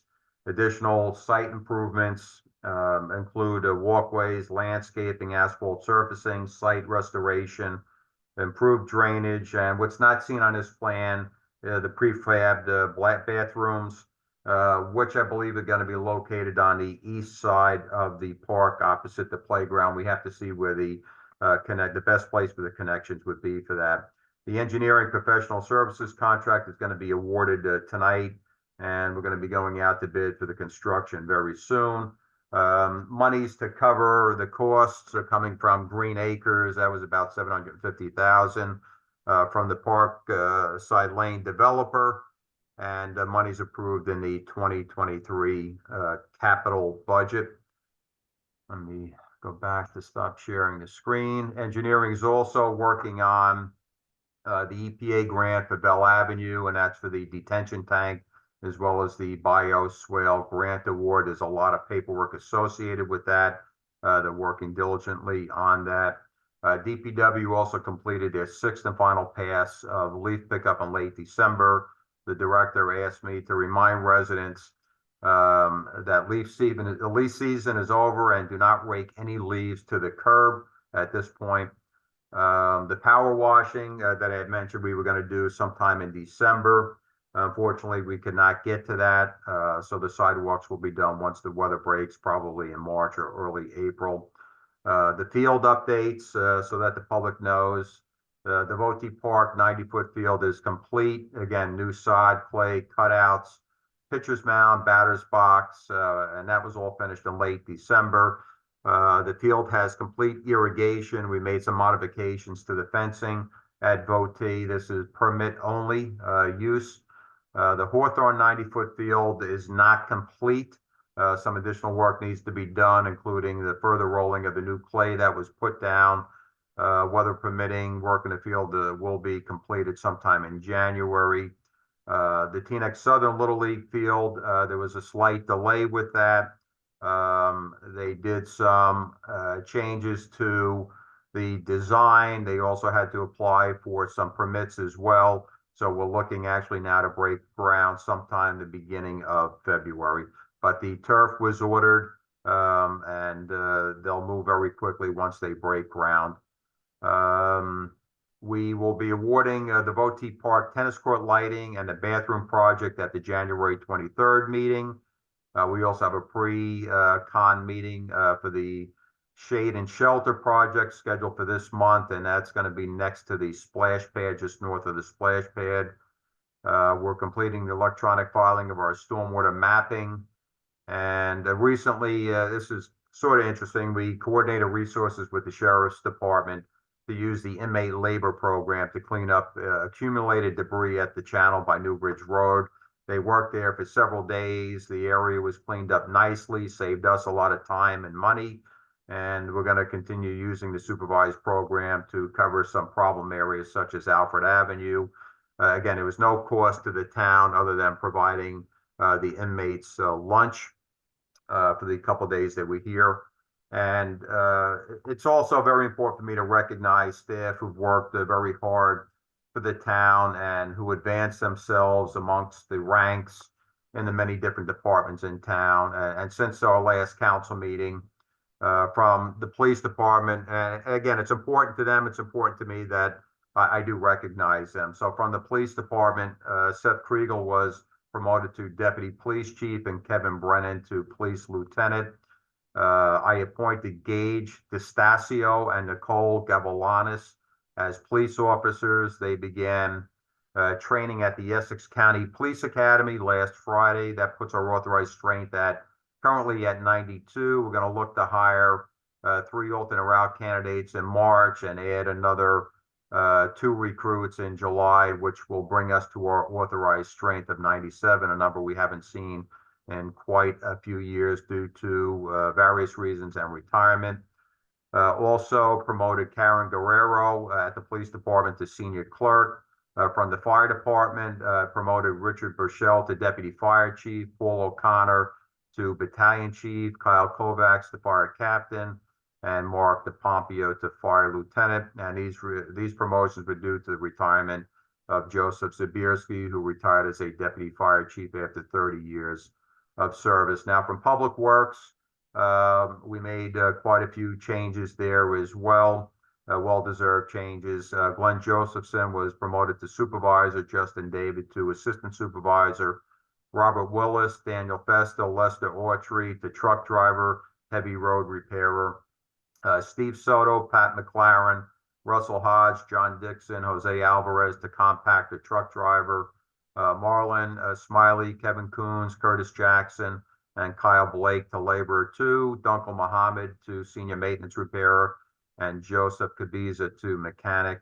From the health department, Nelson Wong was promoted to chief registered environmental specialist.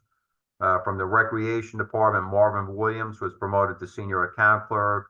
Emmanuel Utsi to keyboarding clerk 1, Virginia Dundon to recreation leader, and Zana Jones is going to be elevated to the position of senior citizens recreation program administrator on February 1st due to the planned retirement of Mary Beth Hubbard, who's been with us some time and has done an excellent job with the senior programs there. So to all of them, I congratulate you. The title changes are well deserved.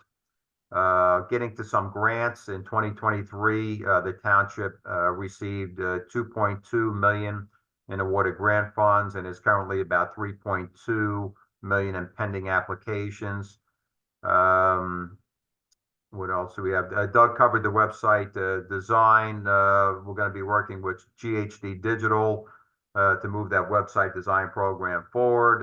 Program manager is going to be assigned to the township shortly, and once it's assigned and they work with us, we have about a 3 to 4 month window in getting it done. So that's my report, Mayor. Thank you, Mr. Manager, and congratulations again to all our police officers, firefighters, DPW workers, and everybody else who works for the township who was recently promoted. Our next order of business is our township attorney's report. Mr. Salmon, do you have anything, sir? I honestly don't know how I'm supposed to follow that up from our manager. I have two things I want to mention. For several years now, the township has been seeking a diversion from the DEP and Green Acres related to just over 3/4 of an acre of parkland. We're getting extremely close to finishing that with the DEP. We just received what will hopefully be our final necessary extension from them of the time that we have to complete the project.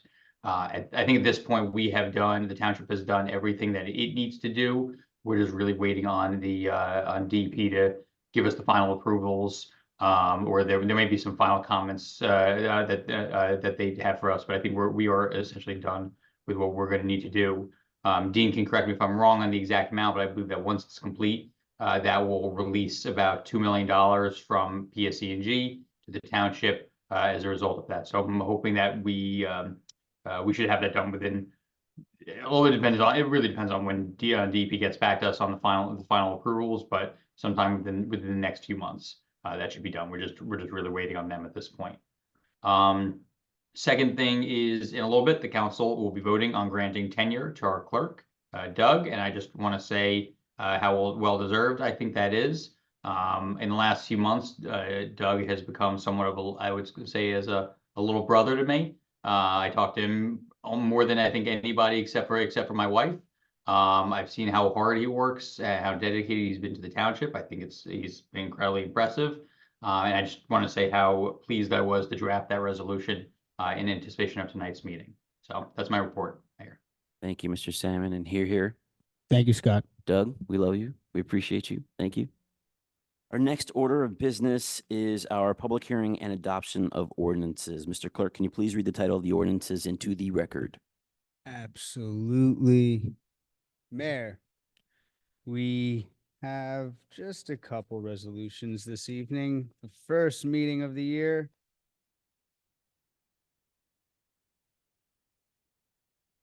Sorry. First up, we have resolution number 43-2023, amending the township code of the township of Teaneck to increase membership on the Senior Citizens Advisory Board. And we also have ordinance number 47-2023, amending section 36-11.2 of chapter 36 of the township code for the township of Teaneck, adding restricted on-street parking spaces for the handicap at 999 Bell Place. Thank you, Mr. Clerk. The public hearing on these ordinances and these two ordinances only are now open. Any member of the public wishing to be heard, please raise your hand and state your name for the record. Comments or questions shall be limited to 3 minutes per person, and again, just on these two ordinances. All right, yes, Mayor. And with that, I have a hand up. I am bringing in Avi Berliner in. And again, just reminding you, Mr. Berliner, it's just about ordinance 43 and 47. Please let us know whenever you are ready to start the clock.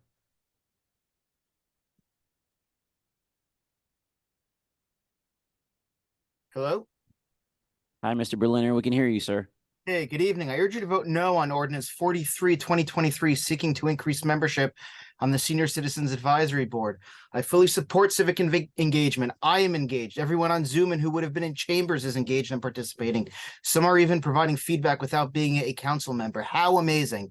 The urging of no isn't for the Senior Citizens Advisory Board, though. Rather, I'm requesting a review, standardization, and normalization of all of the advisory boards in the vision and spirit of ordinances 15/2020 and 6/2023. How many chairs? 1 or 2, 5, 7, 9, 12, or some other number of members? Meet in person, no video record, over Zoom or hybrid. Some notes, no notes, extensive meeting notes. I suggest a goal of same structure, same size, same expectations. Implementing this ordinance will add to the inconsistent execution of our advisory boards. Some thoughts for your consideration. A standard size for the boards. Council reopened advisory board meetings, and many, to their credit, continue to meet on Zoom, providing the potential for wider community participation.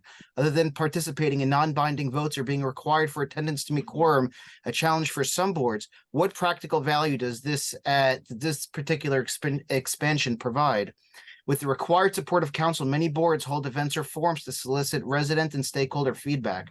For those unable to attend, the clerk makes available email and contact info to share ideas and attend meetings. Co-chairs should be avoided. Have a chair, and if additional coverage or support is required, a co-chair. It's not even clear if a co-chair is legal, as the current published ordinance refers to a singular chair. Unless a board is brand new, a chair should be required to have served and completed at least one complete term as board member of that board. That term should also be continuous with the current term.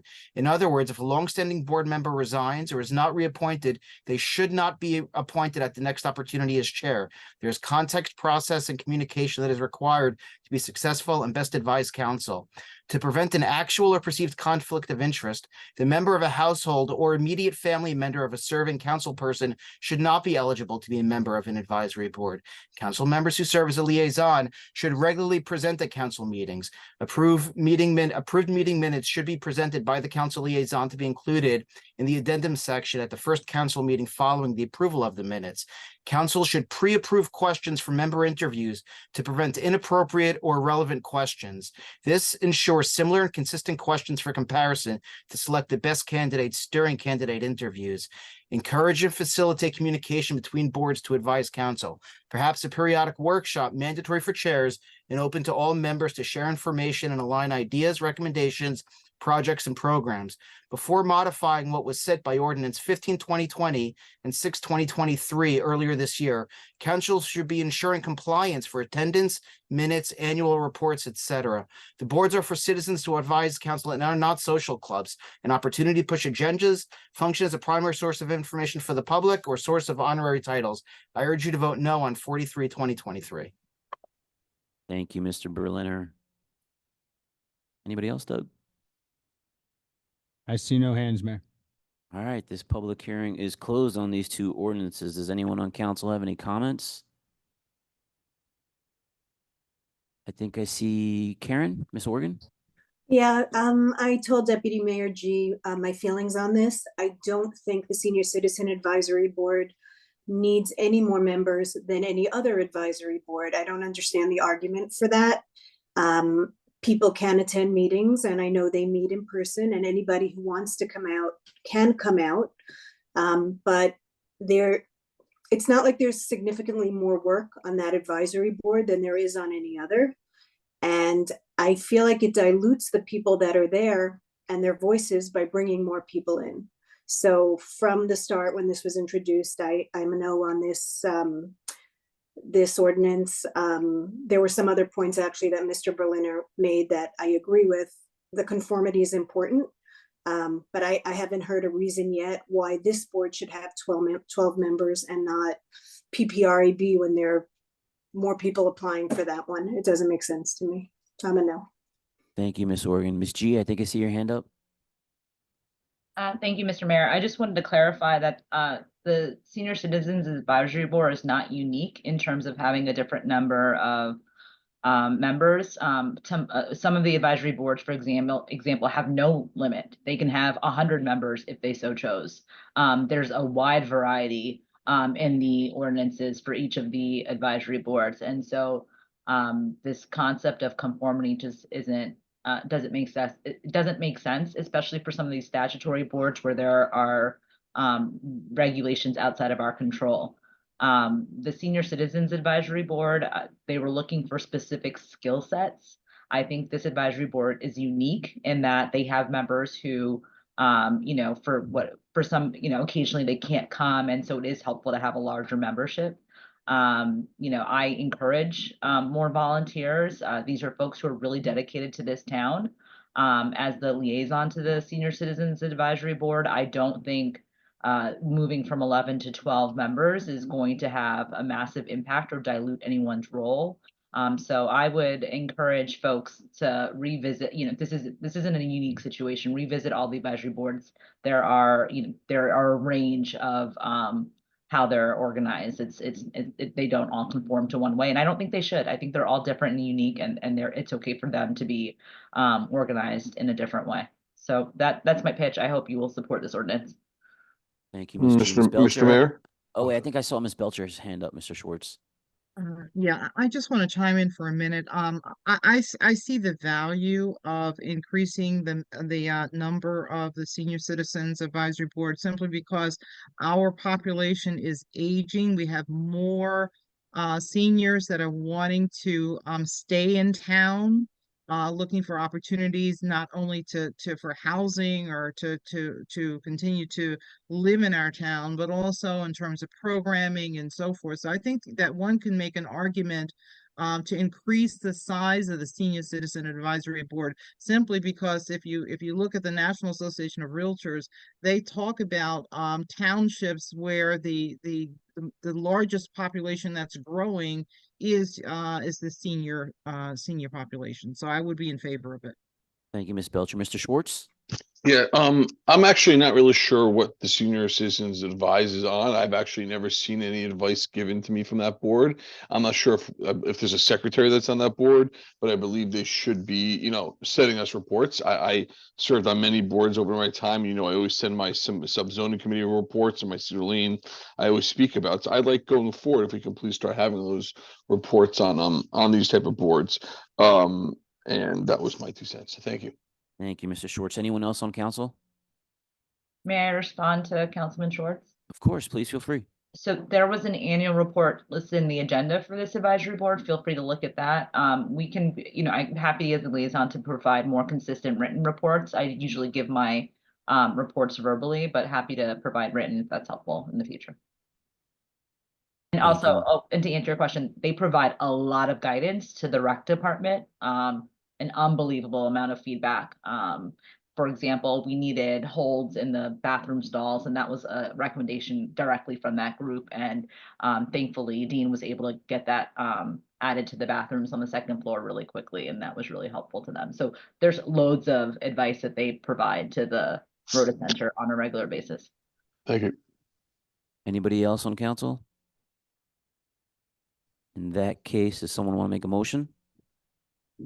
I'll make a motion to vote on 43 and 47, 2023. Second. I second. That was a main motion by Mr. Schwartz, seconded by, I think, G or Belcher. Councilman Schwartz. I'm going to abstain on 43 for this year and yes on 47. And Councilwoman Belcher. Yes on both. Councilwoman Goldberg. Yes on both. Councilwoman Oregon. No on 43, yes on 47. Deputy Mayor Katz. Yes on both. Deputy Mayor G. Yes on both. Mayor Pagan. Yes to both, sir. You got it adopted. All right, they pass. Our next order of business is good and welfare. Any member of the public wishing to be heard at this time, can please come forward and state their names for the record. Comments shall be limited to 3 minutes per person, and good and welfare will only last 60 minutes tonight due to the state of emergency so that staff at Town Hall can get home safely tonight. Doug?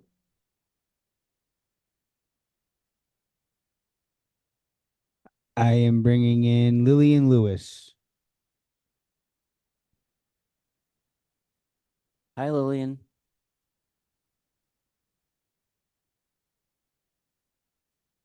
Can you hear me? Yes, ma'am. Loud and clear. Okay, thank you. Good evening. Lillian Lewis, now a 41-year resident. Happy and healthy New Year to all of you. I'm calling to commend Director Trevon Romeo of DPW and his DPW team on their excellent work, especially during the leaves pickup. This is just another reason why I love my town, the township of Teaneck. We have such excellent employees, and I know that's because it trickles down from our great town manager, Manager Dean. I also want to make a comment on the increase of the members for the Senior Citizens Board, Advisory Board. One young lady, or well, I call her young because I'm elderly myself. She's a senior citizen also. She's been waiting for 3 years to be added to the Senior Citizens Advisory Board. And always was told that they couldn't add her on because of the limitation. So thank the Lord, you have increased it. She has been nominated, and hopefully she'll be now happy and be part of our advisory board. So thank all of you and have a great night. Thank you, Ms. Lewis. I am bringing in Jesse Leon.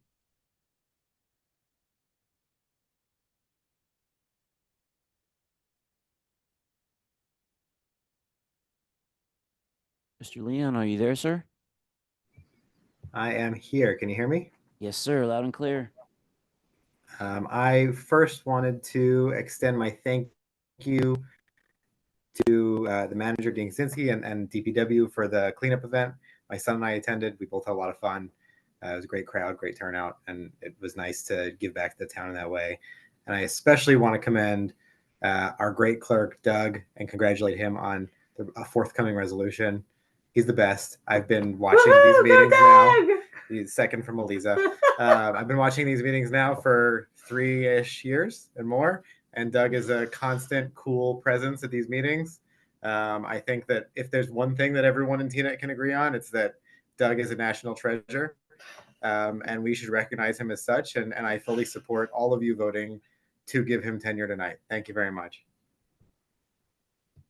Thank you, Mr. Leon. Thank you, Jesse. I'm bringing in Paula Rogovan. I'd like to thank the Environmental Commission for hearing us out, hearing beyond pesticides, and Sabine Morrow and myself on the issue of ending or not using pesticides in our public spaces.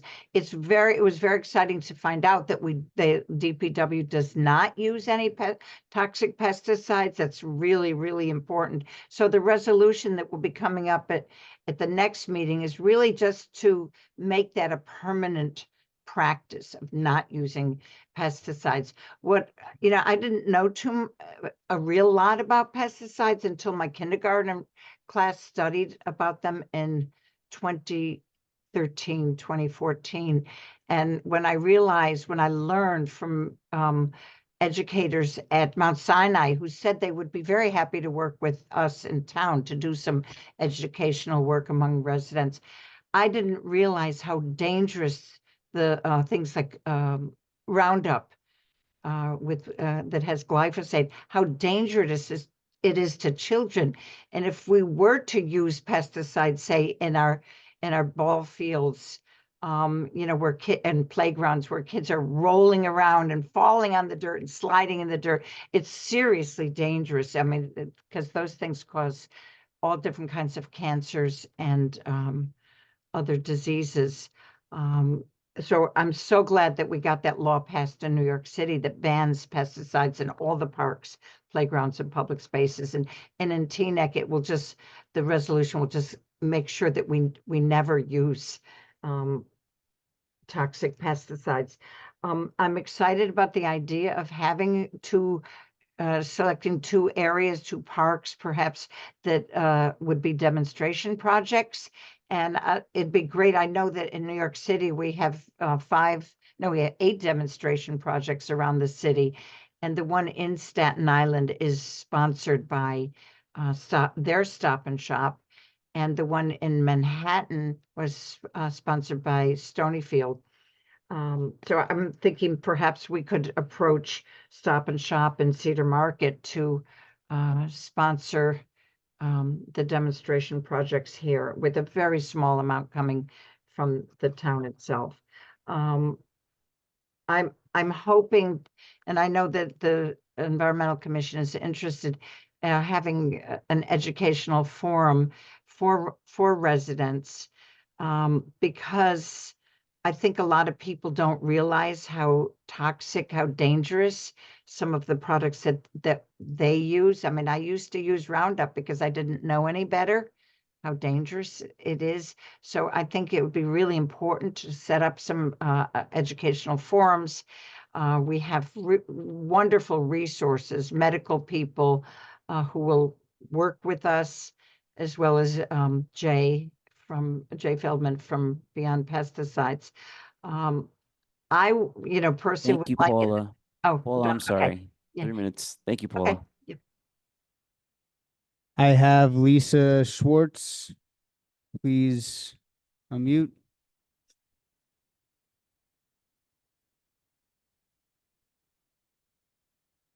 Thanks, Doug. It's actually Ron Schwartz. Hi, Ron. Welcome. Okay. Thank you, Mr. Mayor. I'm speaking tonight on behalf of Citizens Group One Town, One Vote. That stands for openness and transparency in town government. Last month, the council separated the 2 committees that were previously jointly planning to put up monuments on the town green. However, the council was not sufficiently explained what happened to the $350,000 that was donated by the state to these 2 groups over the last couple of years. We are requesting that the town council, for the sake of openness and understanding, request an accounting of all these monies, again, $350,000 supplied by the state to both of these committees, planning monuments on the Teaneck Municipal Green. We also would like the names of the people on these committees and whether they are Teaneck residents. $350,000 was spent, and not a bit of construction has started on either one of these monuments. Secondly, we'd like to comment on Ordinance 44-2023, which is I believe is being introduced tonight. Part of this large ordinance deals with interviews of applicants to advisory boards and whether they should be public or not. While we feel that this proposal is well-meaning, it does not go far enough to bring true transparency to Teaneck government.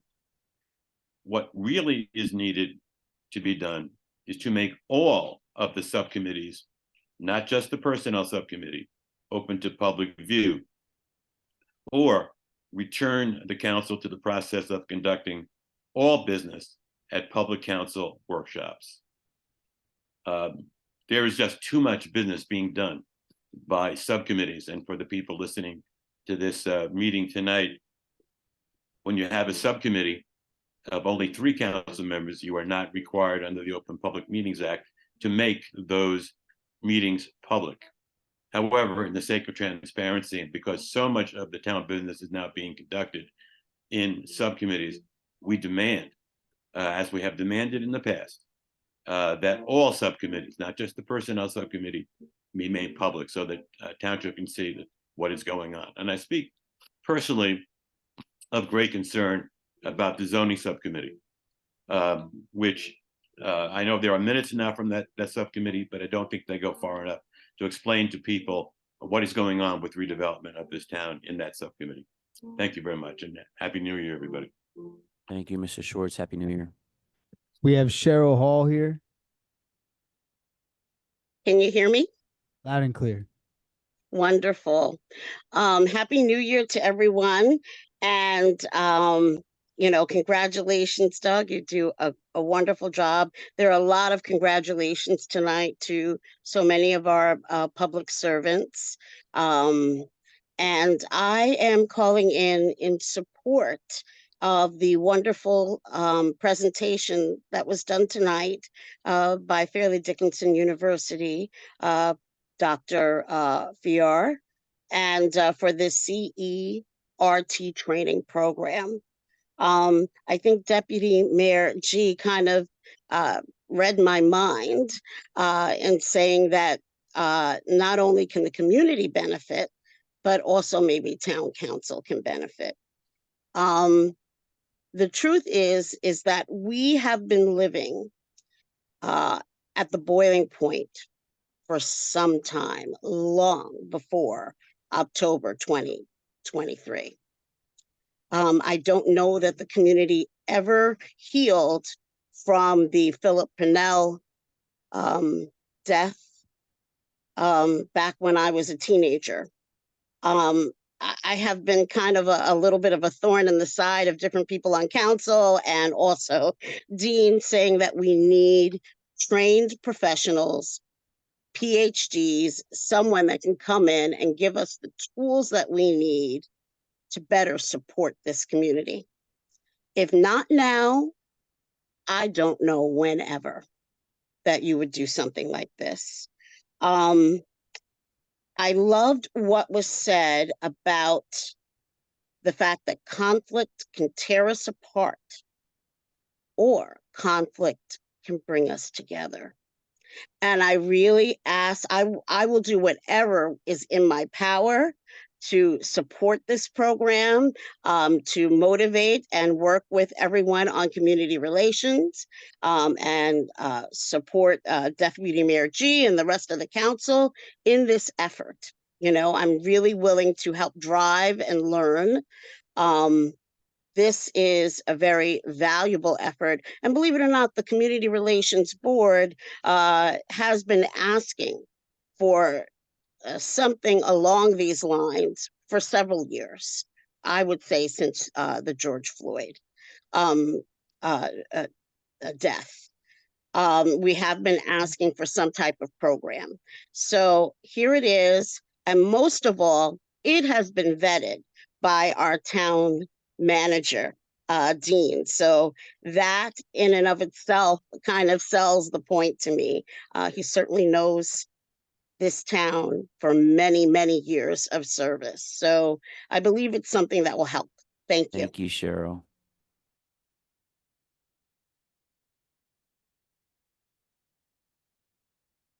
Bringing in Phil Yuck.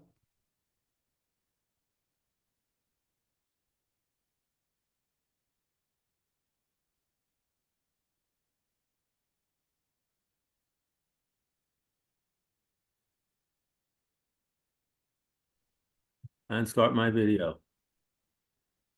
We can hear you, Phil. Okay. So, a little dark here. First of all, yeah, congratulations, Doug. I support you being getting tenure. You've been doing a terrific job. I want to specifically thank our township manager for looking out for Bell Avenue. I can tell you that I already have a bit of a lake in my backyard. I've been checking the street. I know the people who live in this area are all very nervous tonight with this storm. So far, the street has not flooded as far as I can tell, but we'll have to see how things go. I'm concerned about the house that borders Sagamore Park, that lone house on Beatrice Street. Those poor people moved from a house that flooded into a house that flooded, where the one thing they wanted was a house that didn't flood. And I know if I have a bit of a lake in my backyard, they have an ocean next to their house. If anybody drives by tomorrow, you will see that there will be several inches of water pooled, a large lake-like or pond-like area next to their home, and it goes into their basement every single time we get a rain like this. The other thing I want to thank you again, Dean, for reaching out to me today. The other thing I want to talk about is Resolution 39 2024, authorizing Phillips Priest, Scrigel, Haney and Hughes LLC to undertake planning consulting services. I'm concerned about the contract. From what I understand, that's just a copy of last year's contract. The dates, by the way, are incorrect. You should take a look at that. It says from December 2023 to December 2023. That would mean there would be no contract. So you need to fix that. But I think you need to strike the piece that talks about redevelopment and creating redevelopment plans and areas in need of redevelopment. The council has talked about waiting for the master plan to come out before any redevelopment plans are created. I'm concerned about having that in their current contract. I think you can always append the contract with that kind of statement if in fact there is a move to create AINRs or redevelopment plans in the future. But for now, and the letter that they sent, I saw the letter that they sent. There was an open request for that today, an emergency request. And the letter the contract that they asked for does not speak to redevelopment or redevelopment plans. So please take a look at that. And I would encourage you to table that resolution or strike that piece and fix the dates. Thank you. Thank you, Phil. I have Shanaz here. Hi, Shanaz. Tonight I speak to you on behalf of the Teaneck Democratic Municipal Committee. In February 2023, a Norfolk Southern train carrying toxic chemicals derailed in East Palestine, Ohio. Some 1,500 residents were told to evacuate. Fearing an explosion, officials decided to vent and burn 5 tank cars, releasing 116,000 gallons of the carcinogen vinyl chloride into the air. 3 days after the incident, the EPA gave the all clear for residents to return. In March, an independent testing expert confirmed residents' fears that carcinogens were in the water that the Ohio EP was not finding. More tests revealed dioxins in the soil, water, and people's air filters. On May 15, 2023, TDMC passed a rail safety resolution requesting Township Council of Teaneck contact the Bergen County Executive and County Commissioners and the governing bodies of the other track side along the CSX freight line to call attention to this ongoing significant public safety issue and organize to achieve greater safety for residents and businesses located near the CSX rail line. The county map with the 2,500 feet evacuation zone shows 18 municipalities at risk. Until the communities become organized, it was requested that Teaneck Township Council advocate at local, state, and national levels on behalf of its residents to ensure that residents of the township are properly protected from derailments of any rail cars, which can cause damage to adjacent property, including the risks of explosion and exposure to toxic chemicals and potential injury and loss of life. The July 10, 2023 meeting organized by Township Manager Kaczynski with CSX was promising, but we haven't heard of any progress since then. We are concerned about 2 aspects of rail safety. First, prevention, which is staffing, training, proper maintenance of tracks and trains. Second is the emergency response by municipalities. Teaneck is triple track, 3 rail lines, all in service, running north-south between Windsor Road and Palisade Avenue. On December 30th, approximately 4 p.m. near Stop and Shop, Art Batsky, TDMC member, witnessed a northbound CSX train operating at a normal speed. It was about 100 oil tanker cars long. A train of 100 tank cars is hauling about 3 million gallons, quietly riding close by our homes and businesses. TDMC would like to hear of any progress made on the resolution we sent in May to ensure safety of all residents. On another matter, on personal note, I would like to thank over 1,000 people who came to celebrate Muslim Heritage Month Cultural Expo on Sunday, January 7th at the Teaneck Marriott. Thank you. And I thank all the community support organizations who participate in the event. Thank you all. Thank you, Shanaz. I have Natalie Addison queued up. Feel free to unmute, Natalie. Okay. Good evening to all. Happy New Year. And to all, hopefully you'll be a healthy and prosperous new year. Natalie Addison, a resident of Teaneck for 38 years. I first want to congratulate Doug on his tenure. It is well deserved. He's a hardworking man, employee for Teaneck. So thank you for voting and giving Doug his tenure.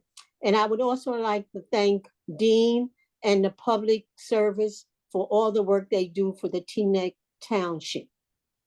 And also, I thank the council for passing the ordinance, I think it is, for the increase of the members for the Senior Advisory Board. I am a member, and I think an additional to that board would help the seniors of Teaneck. So thank you very much and have a good evening. Thank you, Miss Addison. Thank you, Natalie. I have Art Vatsky queued up. Hello, can you hear me? Yes, Loud and sir. Okay. Yes, I'm here tonight. Art Vatsky, a former professional engineer, former college instructor, professor, and COM. And I'm calling about the CSX line. We are naive, we are exposed, and everybody is willing to let us get away with becoming a new East Palestine, Ohio. We can be measured the distance we have from the very busy CSX tracks for more than 10,000 people on both sides of the tracks, east and west. And I'm afraid that even though we sent in a resolution in, as Shanaz says, is in May, we have yet to receive a response. More importantly, the township has to act. I'm sorry, you're on the hot seat right now because there are 25 million people in this country in same risk that we have in Teaneck, and it's quiet. Nobody is willing to stir the pot. The Congress isn't willing. The CSX and the other railroads are not willing. And, I believe there's going to be another derailing. I can't say where it's going to be, but neither can you. It could be here. I don't want it here. And I stand by the rails daily, weekly now, and there's a lot of trains going by, long trains, 3 locomotives pulling long trains, and what we have to do. We have to do what East Palestine has not been able to do. We're at risk. We need to start the process. I'm sorry no one else is willing to join it with us, but that's no reason not to do it. I would say that, I saw the movie, I'm running out of time. I saw the movie Unstoppable, which is about a train that ran away in Pennsylvania and was at risk of destroying a town like East Palestine. Well, that could be us. So it's disastrous. You should see the movie, which is has a free on YouTube, which has a 3-minute 3-minute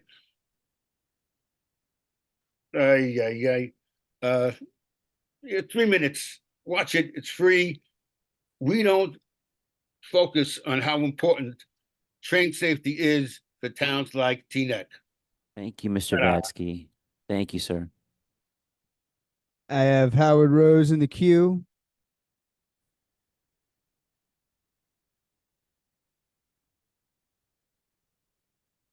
Whenever you're ready, Howard. Are we good? Yes, you look and sound great. Thank you. Howard Rose, Teaneck resident here at Briar Rose Bramble.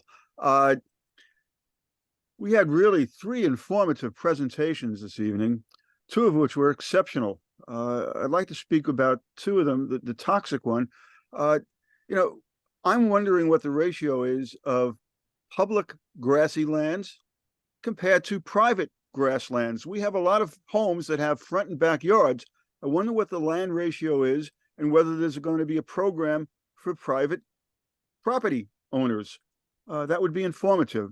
I also wonder whether or not they have a program, a curriculum that could be utilized at the schools for various grades. Regarding the conflict, same question. Is there a curriculum that can be used at various grades? Boy, getting them at a young age hopefully will make them better residents at an older age. We also had what I would consider almost a fourth presentation by our town manager. Had a lot to say, a lot's going on. Good things, a lot of progress being made. Doug, my congratulations. You're always loud and clear and informative when you talk. Tenure is a good thing. That means we'll be keeping you for a while. Thank you for being here. Paula, congratulations on recognition. You put so much time and energy into so many different facets of what's helpful towards the town. I'm glad it's recognized. Railroads, CSX. Art, the word you were looking for is a 3-minute preview of that movie. Dr. Freer was just terrific. I don't know how else to say it. I started using the closed captions, and for a moment I said, my goodness, this guy is a touch typist, it's terrific. But I'm realizing it's AI or something or other that provides the captions. Public meetings, committees. I'd like it to be more open. I think that Karen had some good points made, but I think that Avi Berliner had a wonderful 3-minute presentation of his thoughts, and they should be really strongly considered. I'd like more open meetings. I'd like notes. I'd like timely things done. I'd like the public to be informed as to what's going on. It's necessary. An informed public can be a reactive public and add more to it. We have so many people who start talking and don't know what they're talking about. It's good to have informed people discussing these situations. We'll see what happens in the near future, I hope. Thank you for the time. Have a good evening. Thank you, Mr. Rose. We have Hildy Dillon here.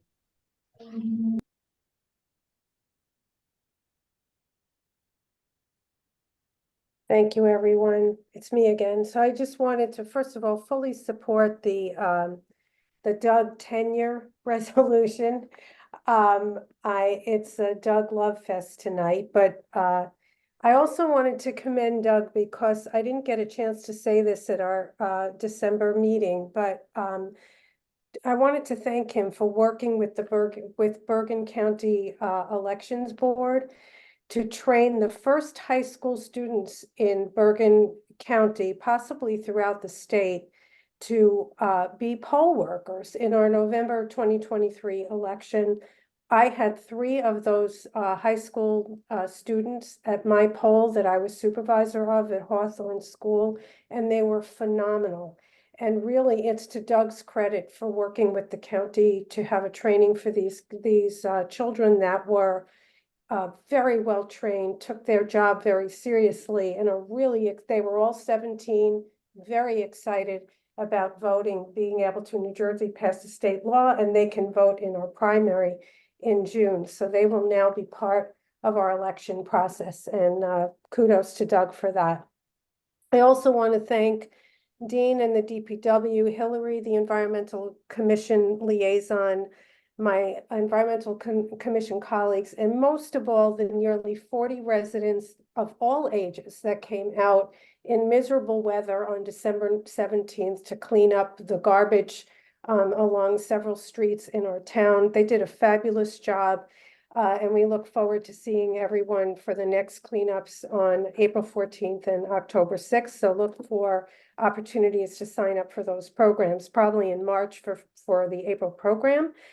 This was a great example of a community activity that brings unity and pride to our town. So we need to be doing more of these things where we work together to beautify Teaneck. Also, I'm in full support of the empathy training program. That was a fabulous presentation. I hope the council will take advantage of this by setting a leadership example. And the advisory board for community relations, I think that's a great opportunity for them to be part of this train the trainer program and help residents as well. This is a tough time for all of us. That's what I have to say tonight. Positive things. We can get back on track of being good to one another and being good to our town. Thank you, Ms. Dillon. We have Michael Klatsky lined up. Hey, good evening, Council. Thank you. Thank you for having me. I first like to wish Doug congratulations on being made a permanent member of the town's, that's the town clerk. I think that's fantastic.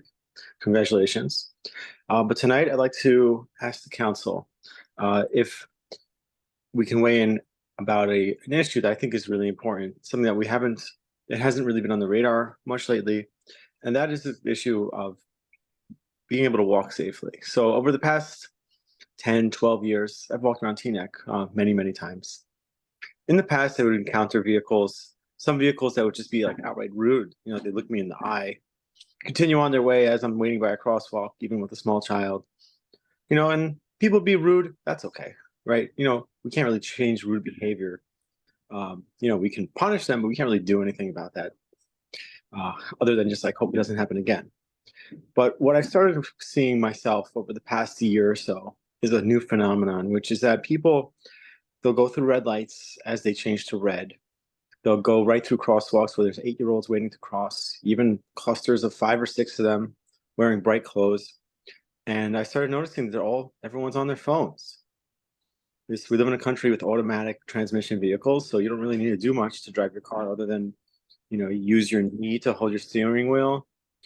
You can hold one phone in one hand, your iPad mini in the other hand, and your car kind of drives itself these days with all the features they have with these new cars.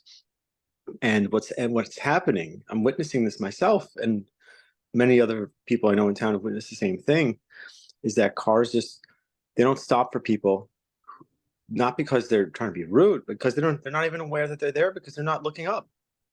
I don't know what we can do about this. I do know that it seems that every other vehicle I see has a phone in their hand. Even if they have it connected to their CarPlay or Android Auto, they're still manipulating the phone. I don't know why. Maybe it's because of limitations of Android Auto or CarPlay. It lets you do with your car while it's in motion, but there seems to be an area where enforcement can really play a key role here. I know that when I first started driving years ago, there were a lot of, put your phone down campaigns. And when I was driving in Brooklyn, when I was 17, 18 years old with a junior license, you knew that if you held the phone in your hand, you were going to get pulled over on most avenues. It seems to be in not just Teaneck, but we as a society, we've kind of moved away from that. And I think maybe we should move back to that. I think that most people should have the idea in their head that if you're holding a phone on Cedar Lane, you're holding a phone on Queen Anne Road, 9 out of 10 times you are getting a ticket. You're going to have a mandatory court appearance. You're going to have a bad day, and then it'll stop. I hope this is meaningful to all of you, and I hope we can take action. Thanks so much for everyone. Have a great night. Stay safe tonight. Thank you, Mr. Klatsky. I have Juanita Brown trying to connect. You just need to unmute. Give us a check, Juanita. Yes, am I being heard? Yes, you have 3 minutes. Thank you so much. Finally, I don't know what's going on with my iPad. It's being really funky, but I used to use, I like to speak about the pesticides. I used to use Roundup as well. And once I found out that this thing was so poisonous and so carcinogenic, I threw every bit of it that I had away. And the presentation that was brought up tonight, it's a wonderful thing. And letting the residents know, what's poisonous to us. Because a lot of times we do because we don't know, or we use because we don't know. Secondly, in terms of the senior advisory board, we do give recommendations. A lot of the improvements in the parks that have been made as of recent came from the senior advisory board. We have a person who is steadfast about the parks improvement and the bathrooms. I think we got the chess boards, et cetera, et cetera. And Doug, congratulations, congratulations. You so deserve it. I am so happy to be working with you with the elections, getting the high school students who were just fabulous. Congratulations to you, Doug. And the presentation that was made for the CERT program, CERT program, that would be so valuable to the residents, the council, the township as a whole. We would all benefit from the train the trainer activities that the CERT program could present to us. And I think that's all I know. The other thing is about the CSX train. I am so fearful that one day one of these 100-car trains is going to derail, and it's going to be right near my house. If I can see the railroad and the train as they pass, that means whatever comes out from them will affect me. And this is an issue which it's of super importance, and we need to get to work on this thing ASAP, because we're trying to solve world problems. We need to fix home, and this is something that needs to be fixed right now. Thank you very much, and have a good night. I hope you all had a great holiday season. I did. Thank you, Ms. Brown. Mhm. We have Ray Addison on.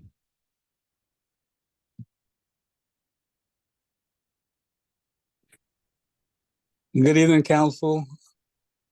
Ray Addison, resident of Teaneck for 38 years. Happy holidays to each and every one of you. I just want to congratulate Doug.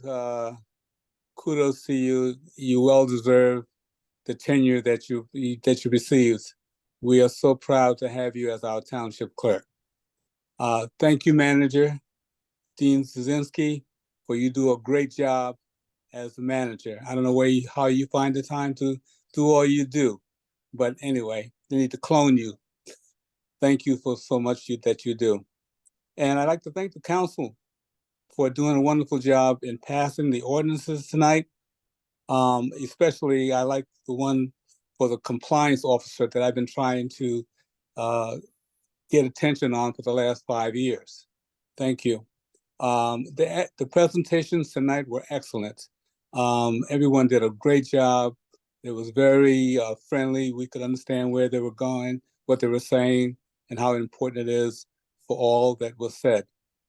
I also like to concur with Mr. Vadsky on the importance of the train situation. We definitely do not need East Palestine in Ohio situation in Teaneck. I guess what we are not realizing that if something happens in Teaneck, it's a generational thing. Teaneck is gone, it's off the map. We can revert back to years ago when they had Love Canal, where all of the properties in that town was considered useless. Owning a home is one of the most important and large investment that we make. And if we can't live a place where our homes and our values will not be worth anything because we're not picking up the attention to take care of contacting the right authorities for CXX, then where are we? We need to pay strict attention to this because we don't want to wake up one day and say, what if? We want to do it now while we have the opportunity to try to make a change. Otherwise, we will all be in a situation where we'll have no place to live and nowhere to go. Thank you very much and have a good evening. Thank you, Mr. Addison. Thank you, Mr. Addison. We have Zach Rotman queued up. Hey, good evening, everybody. I just want to say congrats to Doug also on clerkship. My name is Zach Rotman, been a resident for about 8 years now. I just wanted to propose an event for whoever can take the initiative on this, and essentially was thinking we should do like an art festival, just have an inclusive community event to celebrate creativity and bring together local artists, musicians, performers, maybe have a art exhibition, some live performances, food, children's corner. And then possibly we can have, you know, like a big projector to just show all the atrocities of children being murdered in Gaza. Since, you know, the town tends to support the occupation, I think it's important everybody can see that you're supporting a genocide and you're going to be on the wrong side of history. And your grandchildren are going to cry about it and they're going to regret it, you know? So it'd be nice to look at the casualties and just watch the thousands of children murdered by warplanes supported by your government. The number's at 10,000 now. So I think that'll be an important thing for you all to see. Thank you for listening. Who do we have next, Doug? I am bringing in Layla Graham. Please unmute. Hello. Hi, you have 3 minutes.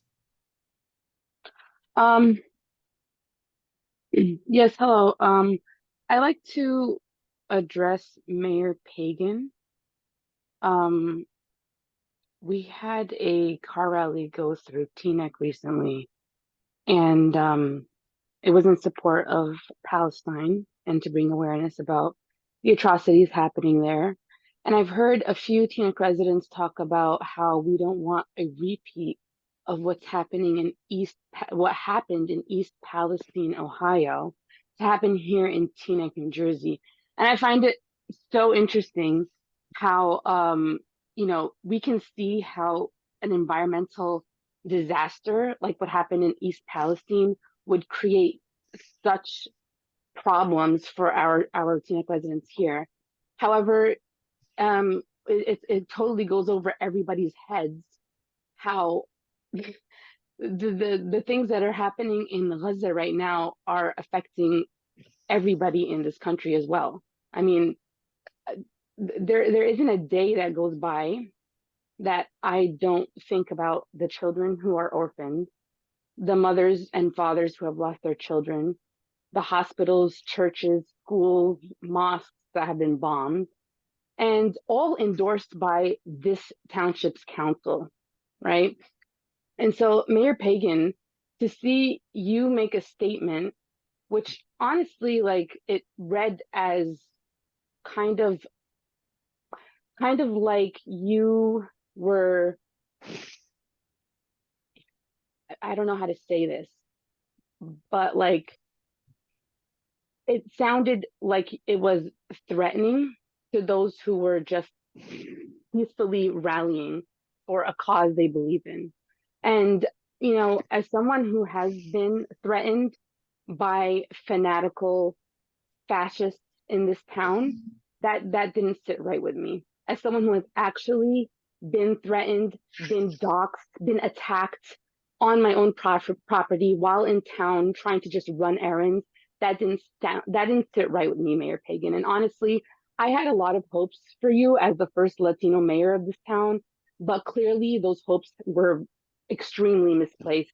And I'm sorry to even have to like address this for the entire town here, but that was just, it was uncalled for. It was uncalled for. And to think that a car rally to name a car rally as harassment is actual, like, it's just bewildering to me. It's truly bewildering. When actual harassment and threats have been made, nothing was done by this town. I've had arson happen on my property just for making a statement about Palestine. Just for having a flag of Palestine Thank you, on our Ms. property. Graham. Thank you, Ms. Okay. Graham.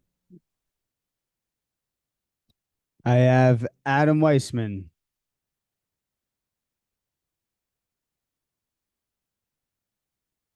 Please unmute, Adam. Sorry about that. Yeah, I also wanted to comment on Mayor Pagan's statement. I read that statement in the paper and was shocked and disgusted. It sounded like the mayor was channeling George Wallace with outside agitators rhetoric. And I'm just shocked that we had teenagers in this town receive anonymous death threats And that was apparently less of an issue than people engaged in an active peaceful protest. This town made a choice to engage in this debate, to engage in international politics by making a statement of support, an unequivocal statement of support for Israel. That statement has not been reversed. There has not been a statement in support of the ceasefire. That means that this town now stands behind the over 20,000 people who have been murdered in Gaza. So while this statement's official position is one of support for Israel, this statement can be held, this town can and should be held accountable for those positions through acts of public protest. That's not harassment. That's not anti-Semitism. Frankly, if Jewish children in this town were threatened anonymously and people paraded around town with Israeli flags, that would be seen as a statement against anti-Semitism, not as a statement of harassment. That would be seen as a statement of community pride. But when members of the Muslim community and Palestinians and Arabs choose to stand up against harassment and against intimidation and say that they also have a right to peaceful protest because of the Islamophobia of our mayor and this council, that is interpreted as harassment, as bullying.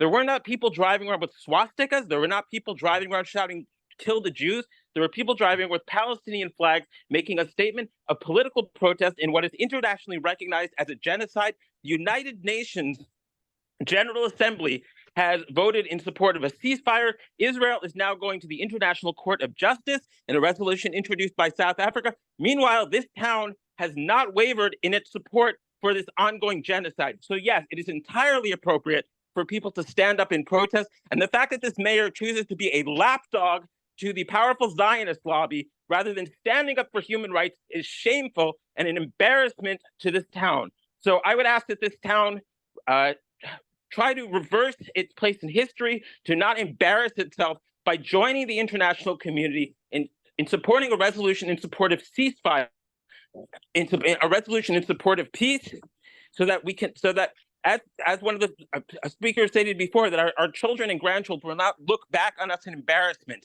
that we can be a community that supported peace and not a community that chooses to celebrate an ongoing genocide in Gaza. Thank you. I have David Bildner. Please unmute. Okay.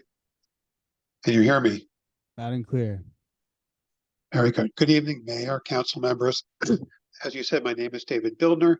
I am a longtime Teaneck resident. There are 3 generations of my family living in town. I have a stake in this town. So anyone who attended tonight's meeting can see the town has a lot of challenges which require huge investment, time, and effort to run properly. That's why I'm concerned about efforts to hijack the agenda of this meeting and in the town in general to focus on the meeting's conflict. Right, wrong, or indifferent, people's position on those political and religious issues do not belong in tonight's forum.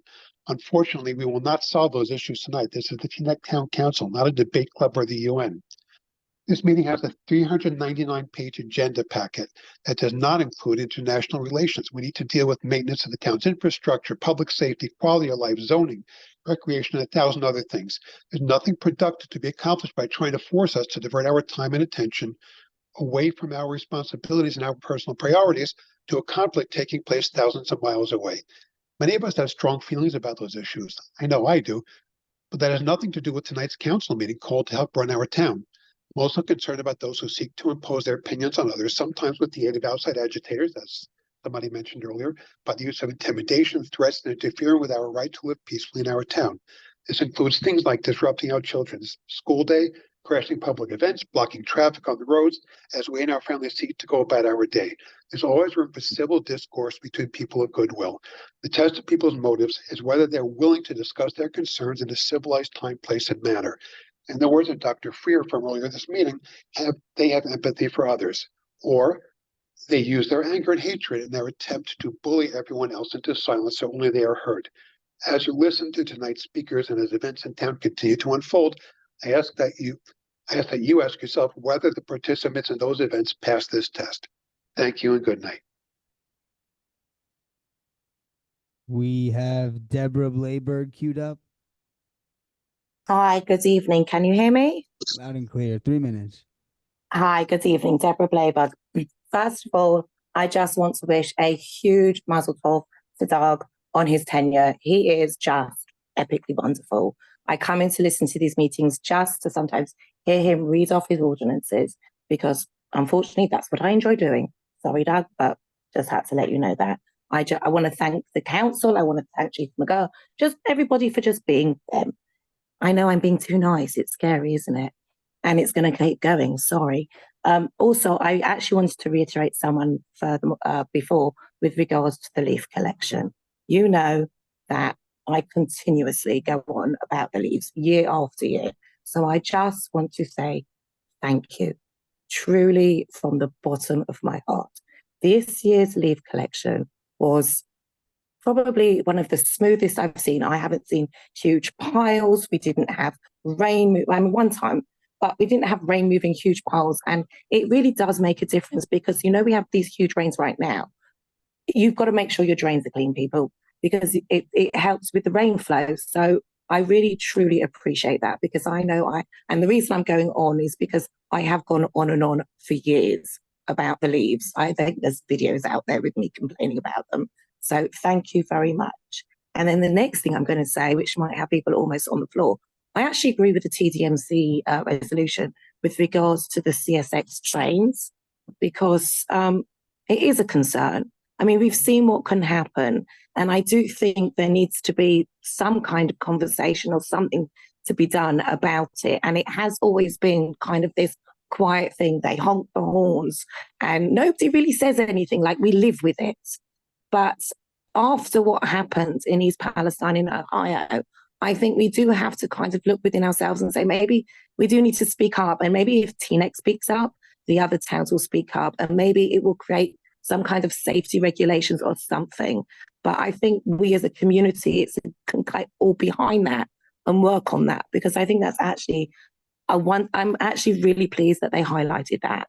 So I do appreciate that. And I also want to always give a congratulations to Cheryl Hall, because Cheryl Hall is awesome and Doug Roussillon is awesome. And thank you and good evening. And thank you. So have a good one. Thank you, Ms. Blayberg. We have an R queued up. Please state your name for the record, address. Feel free to unmute whenever you are ready. Yes, hello, my name is Rachel Kaplan.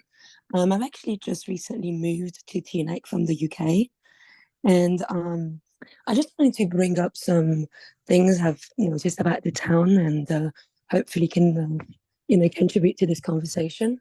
There are various points that have been raised already throughout this meeting, and I just wanted to echo those as well. One of which is the gentleman with the beard that was just on spoke about security, which I think is a very important point, because I'm actually quite fascinated how segregated it is over here. I didn't realize it would be like this. Where I come from in London, it's very, very different. It definitely feels it is catered to a certain demographic and community, and excluding all others. And it does not feel safe at all in that manner. I think it should be more inclusive, and I think it should represent the general population of the United States of America. And when in regards to businesses, in regards to even the library not having anything for the monthly heritages that are going on monthly. For example, this month is the Muslim Heritage Month, and I don't see any books in the library in that regards, and many other things. But I would like also to state that it would be great to have the festival, the art festival, to bring more color and diversity into the community, because it is very somber at the moment, and just to bring awareness of what is going on around, because we are not living in a bubble. So it is very important for everyone to be witness to what is happening and what our tax dollars are contributing towards. So I don't think we should stand by and watch a genocide and think it's okay. I also want to mention the students that were almost ran over. That is a huge safety concern, yet nothing has been done.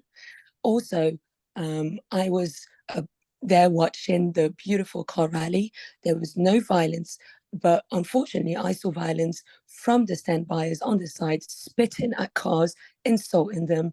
And honestly, that was very frightening to see in a town like this. So I'm not quite sure what direction this town is going towards, but it does not feel like the United States of America, more like the United States of Israel. So yeah, I'm just very fascinated at this town, and I'm very glad to be able to join on my first discussion with the group. And of course, Free Palestine, because at the end of the day, you know, nobody is truly free if people are undergoing a genocide. Your time is up, so yeah. ma'am. Your time is up. Mr. Mayor, I believe we're at the hour mark. If I can make a motion that we entertain a motion to end good and welfare. Actually, I think you just jumped the gun, Doug. There are no more hands up, so good and welfare is concluded, even without your motion. But thank you, Mr. Schwartz. Got it. Would you like to start us off, sir? Yeah, if I can just ask Mr. Clerk, what was the name of the last person that clearly sounded like I don't think that was her name, but what name did she give, if you don't mind? Rachel Clerk? something. That was Miss Rachel Kaplan. Yeah, I don't think so. Okay, yes. Thank you very much, Mr. Manager, and for the staff that are going home tonight. I appreciate it. Them staying and hope everyone gets home safely. It was a very productive meeting. I have a lot of great minutes. I am a little disappointed with some of the last few speakers that decided to start ranting against making false claims. If anyone listening just takes a look at their social where they I think I just got disconnected. Their social media platforms and how they deny the attacks that occur to women, how they constantly make false accusations. But I did want to thank the police department for keeping this town safe. And I thank everyone for coming out tonight, or at least logging in tonight. Thank you. Thank you, Mr. Schwartz. Ms. Belcher?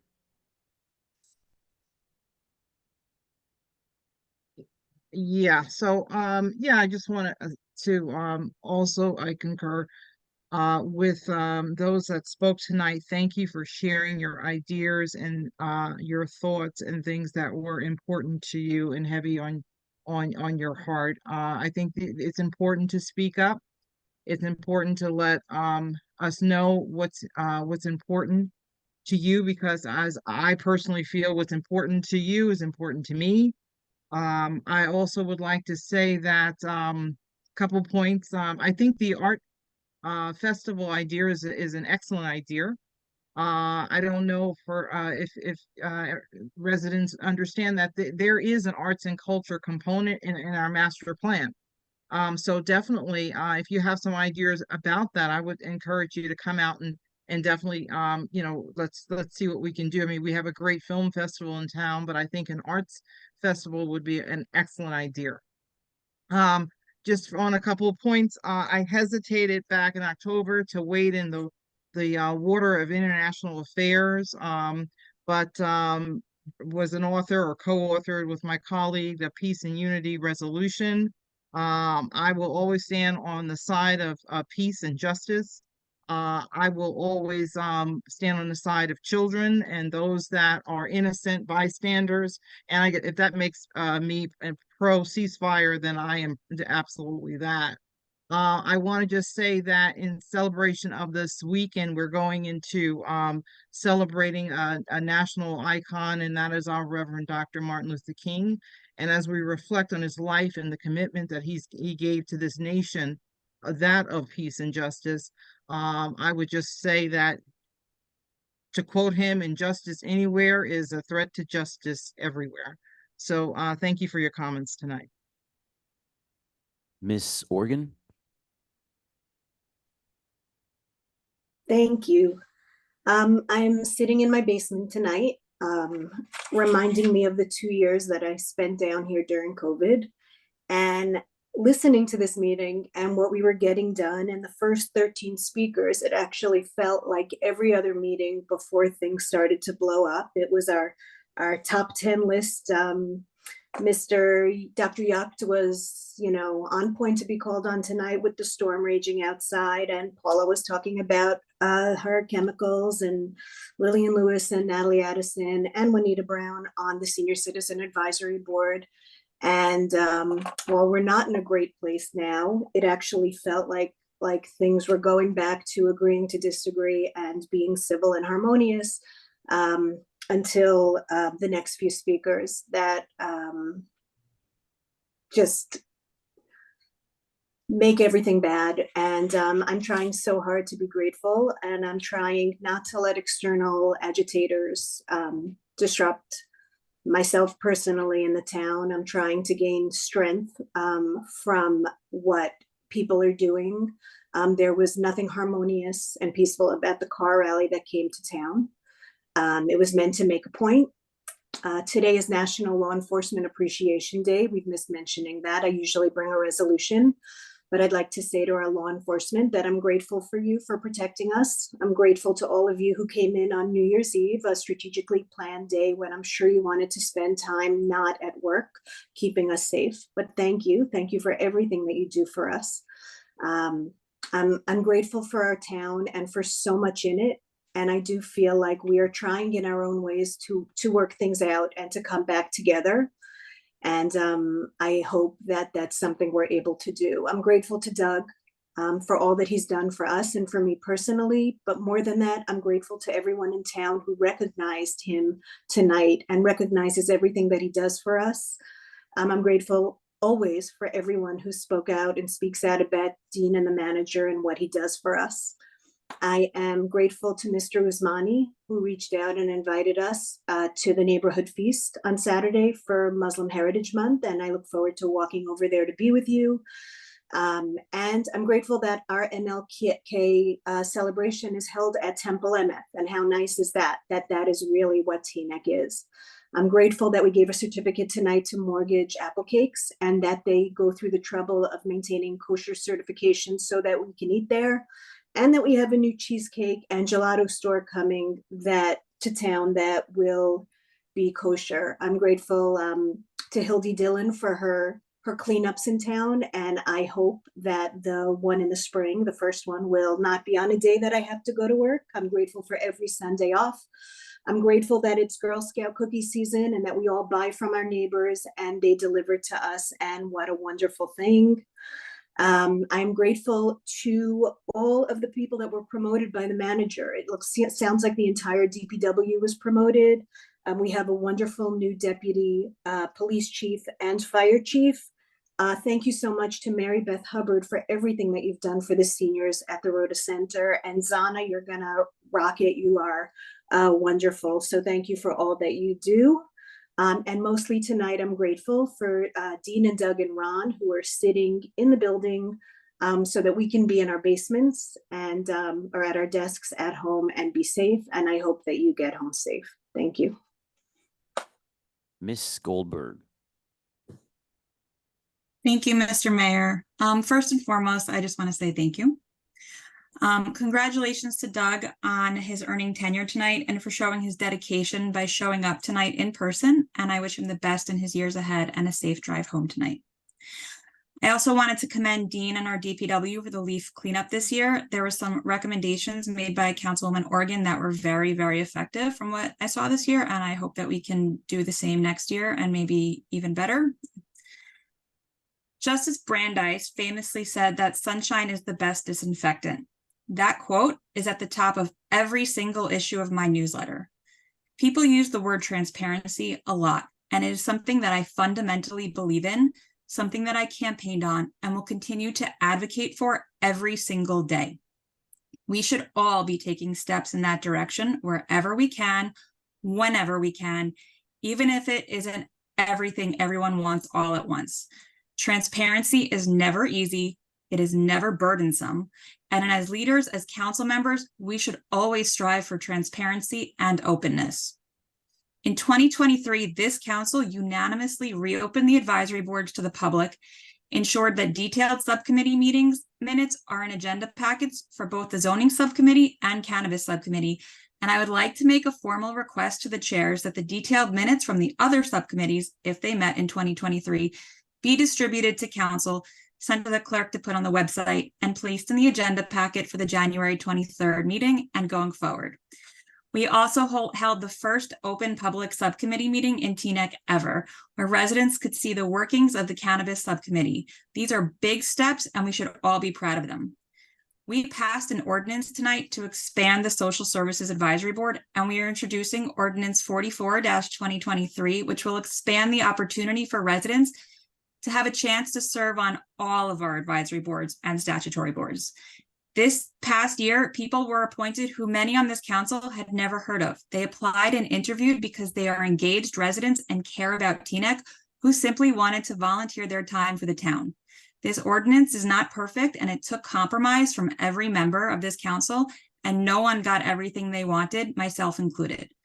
We have made so many positive steps in expanding transparency, and I hope that we can all work together in 2024 to expand the opportunities for all residents to participate, just as we did tonight. Thank you. Thank you, Ms. Goldberg. Mr. Clerk, I make a motion to extend the meeting to 11:30. I second. All those in favor, please say aye. Aye. Aye. Mr. Katz, sir? Yeah, first, I want to thank the employees for being in the building tonight and setting up this meeting, and I wish you a safe ride home. And I don't know who's there, but obviously I see Dean and I see Doug. I think Mayor, you're there as well, right? Second is I'd like to echo what Councilmember Organ mentioned regarding our law enforcement. We have the most exceptional law enforcement probably in the country, and very proud and want to recognize them certainly today, but every day.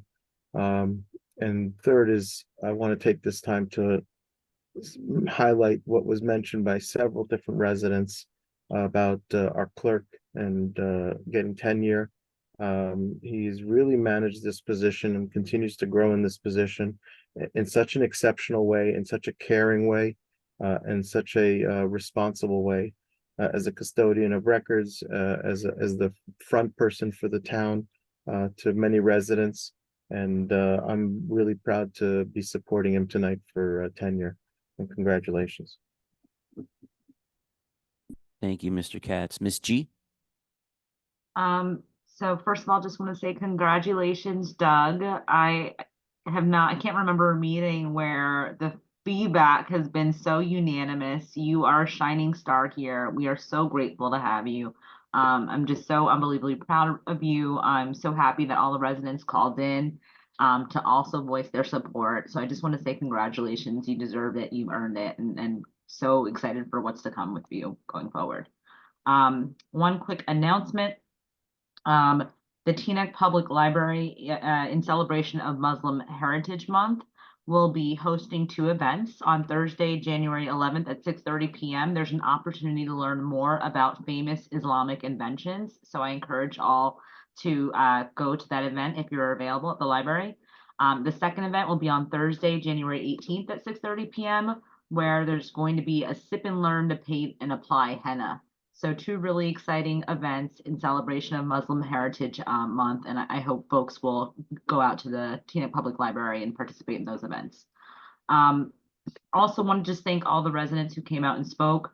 I know there were, opinions that people didn't all agree with, but it's the good thing about good and welfare is anyone can come and share their opinions. I think folks were respectful. And so while it might not be comfortable for all of us, I think we have to allow people to take their 3 minutes and share in a respectful way. I think it also shows that there is no utopia here in Teaneck. There is no waiting and thinking we're going to press a magic button and everything's going to go back to normal and it's going to be perfect. Like, there is some real healing that's needed in this town. And I'm so excited about the fact that we had Professor Frere come and share about that CERT program. It's clear that we need it amongst ourselves, amongst the community members. And so I'm hopeful that we can try to do that work. There's no magic button, but I love Teaneck. I know all of you do. And I'm hopeful that we can work towards bringing some community healing going forward. Thank you, Mr. Mayor. Thank you, Ms. G. Since October, this town and our community has been at war with itself. And While I was hoping that things would settle down by now, in some cases they have only gotten worse. And so I want to say a couple of things. Everyone on council understands the pain and frustration that our residents are going through. You are not alone. We are all being torn apart by what we are seeing and what we are experiencing, and what our friends and families and neighbors are seeing and experiencing. I am your mayor, and we are your council for the Township of Teaneck, in the County of Bergen, in the state of New Jersey, in the United States of America. And while that may be obvious, it is worth remembering because I think it is sometimes forgotten during our meetings. And we, as your locally elected representatives in Teaneck, are unfortunately unable to stop any wars overseas. But what we can do is help bring more compassion and more understanding to our friends and neighbors right here in Teaneck who are hurting. And that is what we try to focus on. I want you to all know that you are indeed being heard, that we will sit here and listen to all of you as long as necessary, because we are here to help you any way that we can. And at the end of the day, we also have a government to run. We operate a $78 million budget, and you all elected us to run this town to the best of our ability. And we have accomplished a lot in the past year since I became mayor, including bringing more diversity to our boards and commissions, buying more life-saving equipment for our fire department, creating the Poet Laureate position, and resolving a massive lawsuit with Holy Name Hospital that allows them to expand their services while also protecting the rights of their neighbors. And we have a lot more in store for the coming year, including changing our township charter to allow for more transparency and public participation, expanding our age-friendly and veteran-friendly initiatives, and adopting a new master plan to govern future redevelopment. But you also elected us to help lead this community, which is something that I want to acknowledge. We're going to continue to sponsor events that will help bring our community together and shine a light on the things that we have in common, rather than the things that tear us apart. We're working on fixing and improving our sports fields so that our children can play on new and improved fields that will last for generations to come. We're working on improvements to the Rhoda Center, where our older adults can meet for activities. And we are listening to you to hear your pain and give you a shoulder to lean on during this difficult time, and to help you any way that we can. That's what it means to be a community, a Teaneck community. And nothing that happens in the Middle East can take that away from us. And I hope that you all realize, as I do every single day, what a blessing it is to live in such a wonderful place as Teaneck. And I ask that you all please join me in remembering what makes Teaneck such a great place to live, work, and raise a family, which is each other. So with that said, thank you. I thank you all tonight for coming out and for participating. And Mr. Manager, is there anything you would like to say or address from Good and Welfare tonight, sir? Sure. Just quickly, we do have DPW crews out tonight. They'll be out working until the storm is over. There is only one power outage that I can see on a PSE&G map. That's on Beaumont, about 5 households there. No, I've been in touch with the DPW director this evening. Fortunately, no large trees down, no damage right now. And just to reiterate what a lot of people have said tonight, with Doug, I'm so happy that he's being supported for tenure. He's an incredible colleague of mine who certainly helps to make my job easier. Just, his energy, as we know, and the enthusiasm is incredible. So he's a tremendous asset to our organization. And I just wanted to thank him for all of his hard work. Thank you, Mr. Manager. And as always, thank you, Doug. Our next order of business is the consent agenda, and all matters listed on the consent agenda are considered to be routine in nature by council and will be enacted by one motion. There will be no separate discussion of these items. If any discussion is desired by council, that particular item will be removed from the consent agenda and will be considered separately. Mr. Clerk, can you please read the amount of the bill list into the record, sir? Absolutely, Mayor. And just as a reminder to council, that's one raffle. We have 5 sets of minutes, and we have resolutions 2 through 41-2024, including the walk-in that council agreed to earlier on this evening. And of course, last but not least, we have the bill list in the amount of $2,256,025.37. Great. Mr. Mayor, can we pull resolution 35, 2024, please? Of course we can. 35, 2024. You got that, Doug? HG pulling yes. What was 34, 2024?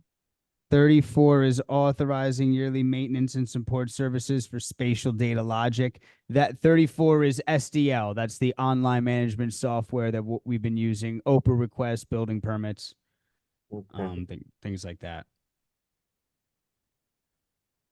Did you want to pull that, Mr. Katz? No, it's just I Just I curious, don't okay. have. Yeah.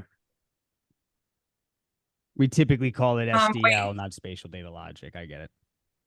I just want to make sure, Deputy Mayor Katz, I pulled 35, 2024, not 34, just. No, I understand. I'm working okay. off of the hard copy agenda, which doesn't have the add-on ones yet. Got Since it, sorry. I wasn't in the building tonight. All so right. If that's why. nobody's going to pull anything else, I make a motion to approve the consent agenda. Second. Second by Councilwoman Oregon, Councilman Schwartz. Yes, sorry, and I apologize. I'm having a problem with my agenda. So I'm gonna pass on the bill list because I'm not able to pull it up past page 269. So I'm gonna abstain on the bill list in case there's anything there that there's a conflict. And I believe there was a newspaper, and I apologize, I was so into Good Will. 19. And I'm going to recuse not 19, but Resolution 2-2024 designating the official newspapers. yes, thank you very much. I'm going to recuse on 2 and abstain on the bill list, please. Thank you. Yes for everything else. You got it. Thank you, Councilman Schwartz. Councilwoman Belcher. You're muted, Councilwoman. Sorry. Still muted. Maybe give us a thumbs up or a thumbs down. I can do this. So one of the things I had asked was further information about 2024, and that is the mutual aid agreement. And I think our manager was going to do a little bit more research on that in terms of the language. So I would, I would like to respectfully pull that until we get further information on it. So Well, can we it might be agree? too late. It might be too late to pull it, Mr. Clerk or Mr. Attorney. Can you chime in because we already have a motion and a second on the entire consent agenda? Okay, I know I brought up, Mr. Mayor in closed session about further details on the language, if you remember. Yeah, I remember, but I think Dean said he was going to do some research into that and get back to you. Right, and that's why I'm asking to pull 2024 until Hey, that time Scott, happens. Doug, Yeah, is it too late to pull something since there's already a motion and a second? Motion second, we have to vote on it. I'm sorry, I couldn't hear you, Scott. What'd you say? I'm sorry, yeah, no, once there's a motion and a second, you have to vote on that first. Yeah, I'm sorry, Miss Belcher. Okay, so I'm sorry, go going ahead. to say no to that particular one, because of the language leaves a lot to understand in terms of the mutual aid agreement. But I would move forward on the other. So I would say no to 2024. Councilwoman Goldberg. Yes to all, but on the bills list, I am recusing on the Jardim Meisner invoice 38149 for Wayne's Puppies. Jardim, Wayne's invoice. Recused, you say? Yes. You got it, Councilwoman. Councilwoman Oregon? Yes to all.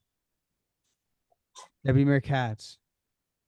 Abstain on the bill list and abstain on 28, 2024 and 29, 2024, and yes to rest. Okay,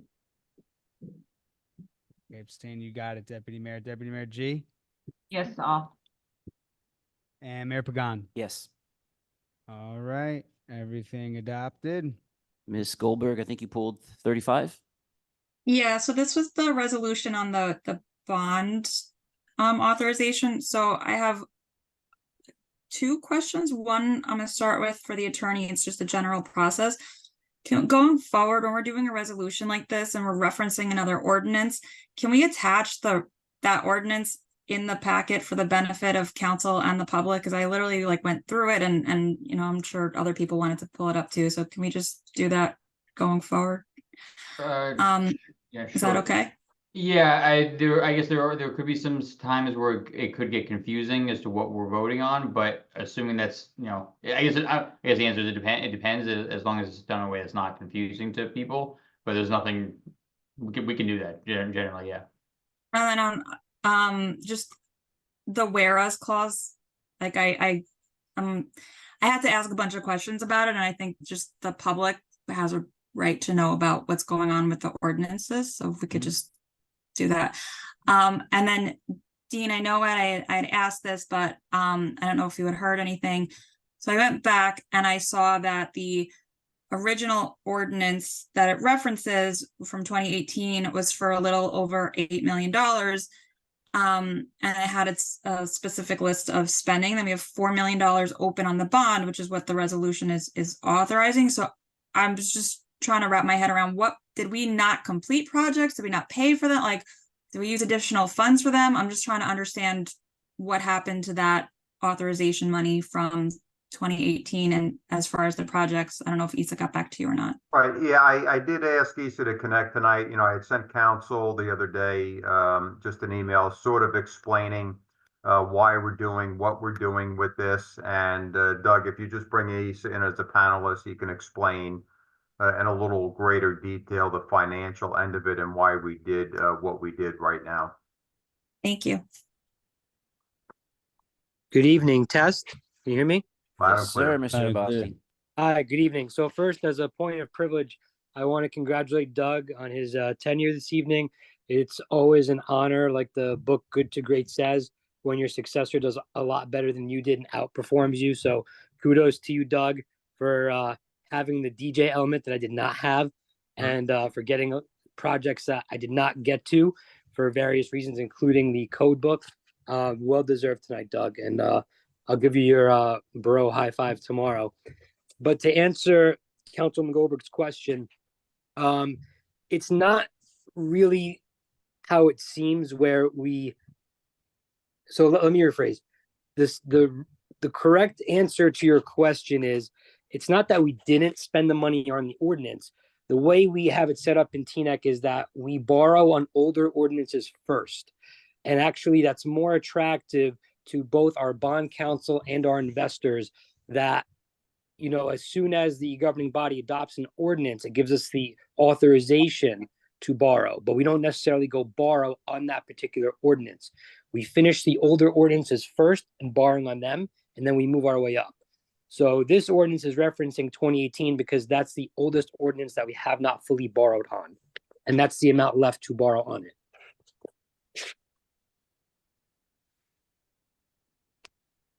Got that, Ms. Okay. Goldberg?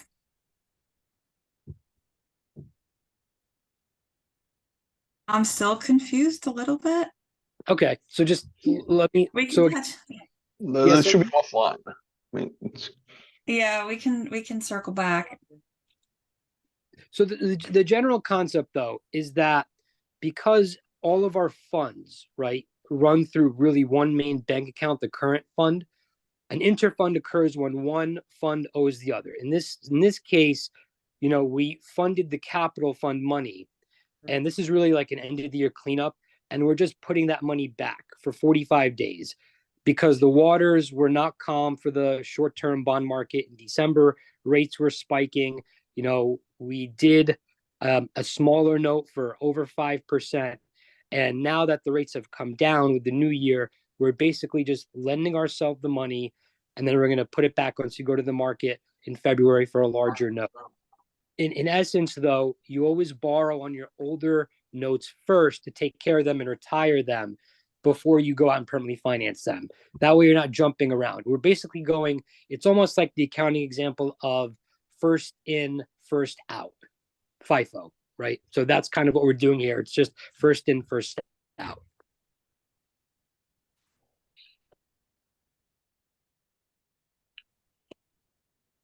Oh, you. Sorry. All right. So we're going to borrow the money in a few weeks to get a lower rate, and then we'll use this all and let us use all of our wait. So we're going to borrow the money in a few weeks to get a lower rate, and this will let us use all of our surplus in 24 budget. This is basically going to clear up the interfund. If we don't clear up the interfund, it has a negative impact on your surplus. So this is one of those accounting cleanup things at the end of the year you want to take care of so that it doesn't hurt us in the 24 budget for our surplus number, our cash surplus. Okay. All right. I think it makes enough sense. And we can review it further with the auditor at our next finance committee meeting. Okay, thank you. You're welcome.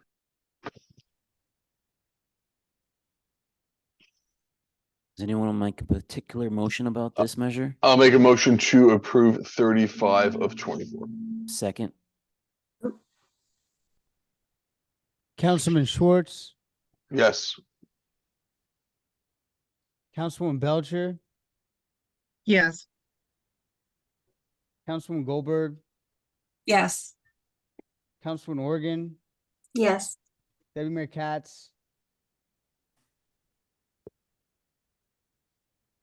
Deputy Mayor Katz, Deputy Mayor G. Yes. Oh, that was a yes. Yes to yes. Yes to yes. Deputy Mayor G. Yes. Mayor Pagan. Yes. Yes by all. All right. Our next order of business is our introduction of ordinances. Mr. Clerk, can you please read the title of the ordinances into the record? Absolutely.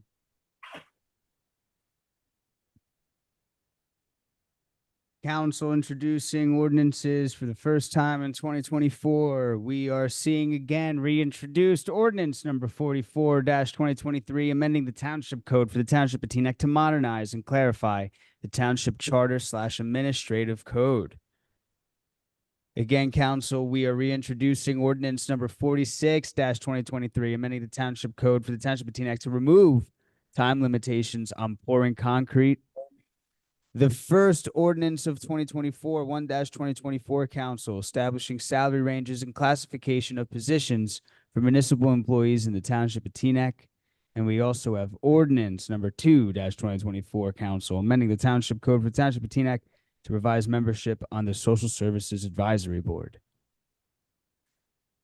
Make a motion to approve all. Second. Yes. Yeah.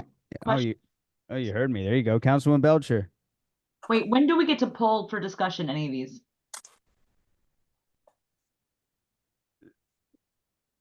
Well, I'm sorry, Mr. Clerk, would you like to?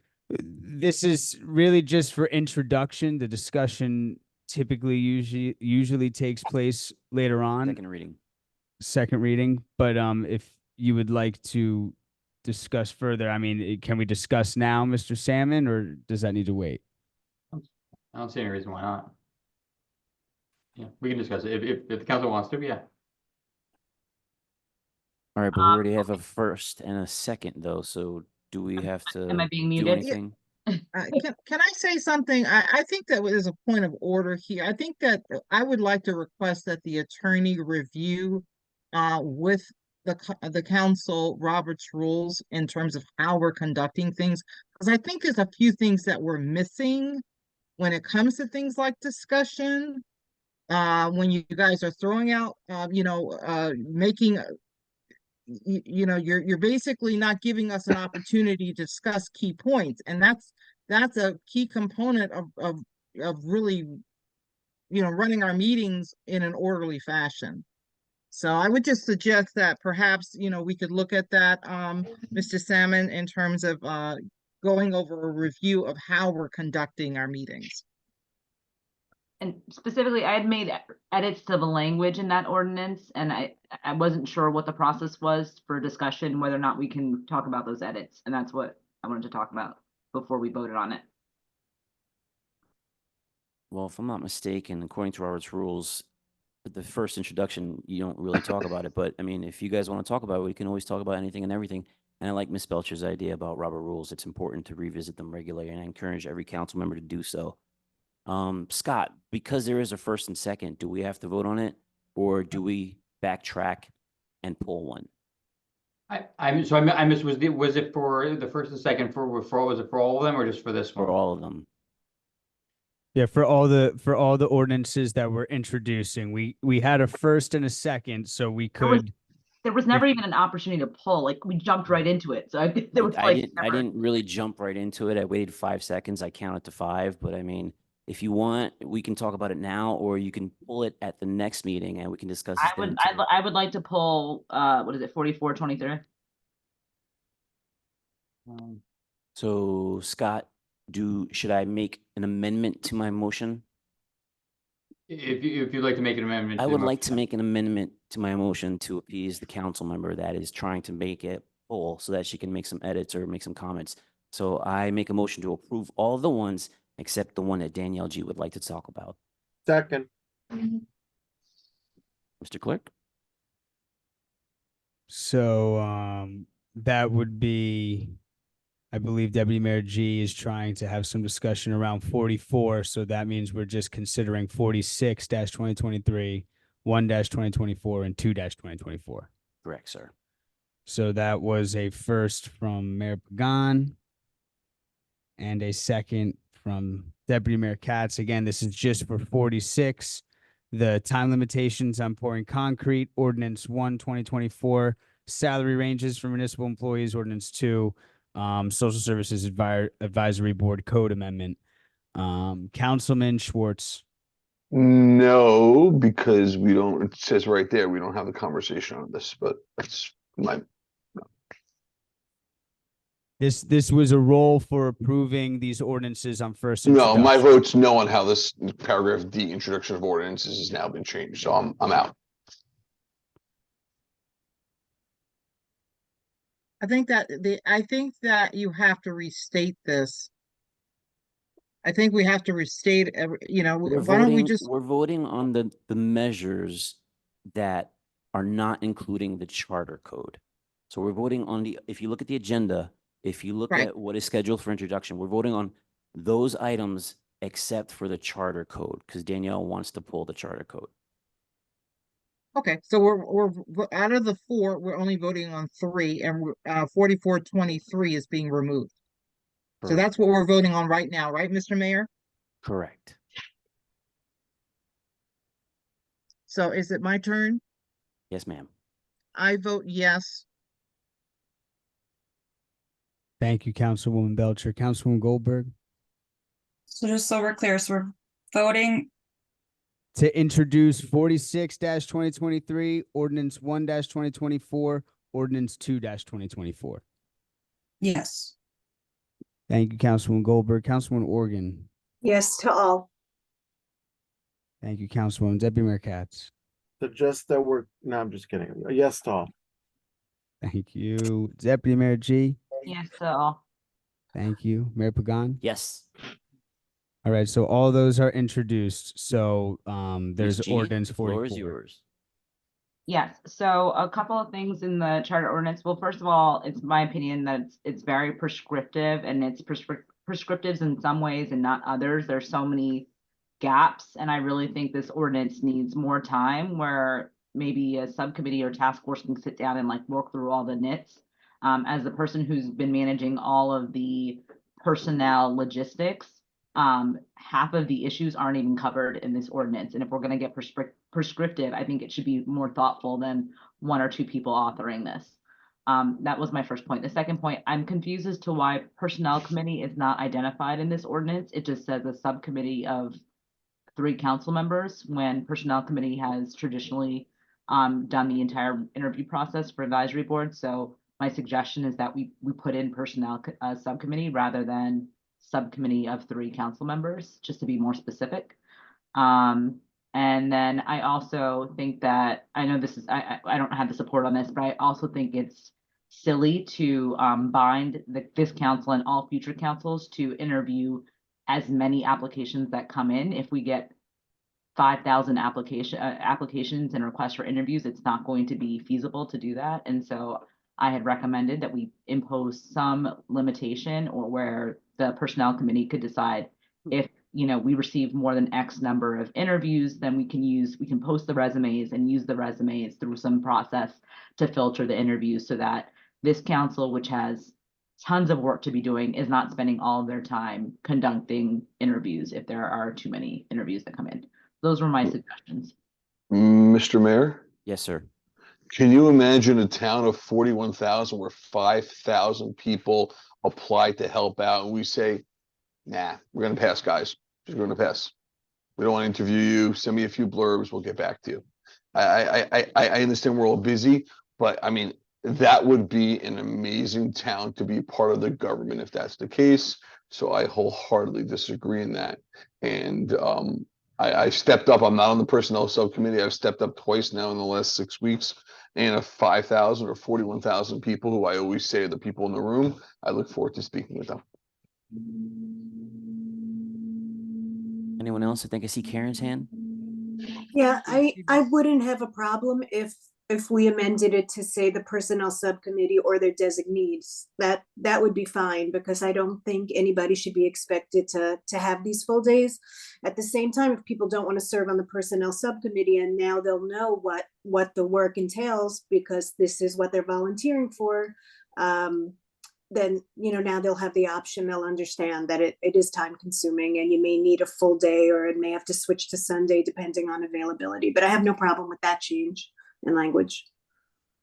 I think I saw Miss Belcher. Was that you waving your hand? Yes, that's me. So I don't serve on the personnel subcommittee either, but I think there's a certain level of trust and confidence that I have in their ability to really parse through the process. So I don't have a problem either with them making a determination based upon what criteria they feel that's necessary to get through interviews. I don't think I mean, having 5,000 interviews, I don't think that's something that's going to happen, but I have enough trust and confidence in their ability to work through the process. So I don't think that we should limit ourselves or bind ourselves to say that it has to be you have to interview everyone. So I would leave that up to them for their discretion. Miss Goldberg. So we've been discussing on this for more than 6 months, I think. We've had lengthy discussions about many of the details, and I think we've made many compromises and many changes, which I hope that we have addressed. This ordinance makes so many positive changes, and I hope that we can give all the residents the greatest opportunity to serve. So let's introduce this ordinance and pass it at the next meeting and revisit if there's any future issues. And if 5,000 people apply, that would be the greatest thing to happen in Teaneck history. So let's just hope that that's a problem that we need to deal with. And if everyone's okay, I would like to make a motion to introduce 44-2023. Second. Before we can make that motion, I want to make a motion to amend the language to add the personnel subcommittee. Okay, so or their I just have another thing. Yes, or their designee. Yeah, I have a question too for Attorney Salmon, and that is, I noticed that in reviewing it, you don't reference the subcommittee for affordable housing. Any reason why? I'm sorry, that it's not referenced anywhere in there. No. So standing, my recollection is that Teaneck doesn't have standing committees, and so those are created by the council, each council, and so I think that's why there's no reference in there. But I let me go back and double check. I'm not sure. I'm not 100% sure. Okay, I would like to know. Yeah, the subcommittees are not the same as the advisory boards, and there's no advisory board on affordable housing. There's a subcommittee that was created in January of 2023. Yeah, but I was not just wondering. codified. And guys, if I can interrupt really quickly, I make a motion to extend the meeting for another 10 minutes. Second. All those in favor, please say aye. Aye. Aye. Please continue the conversation. No. So I think there's a motion. So I'll amend my motion to modify just to include personnel subcommittees or their designee. That's fine. Okay, right? Second. Okay.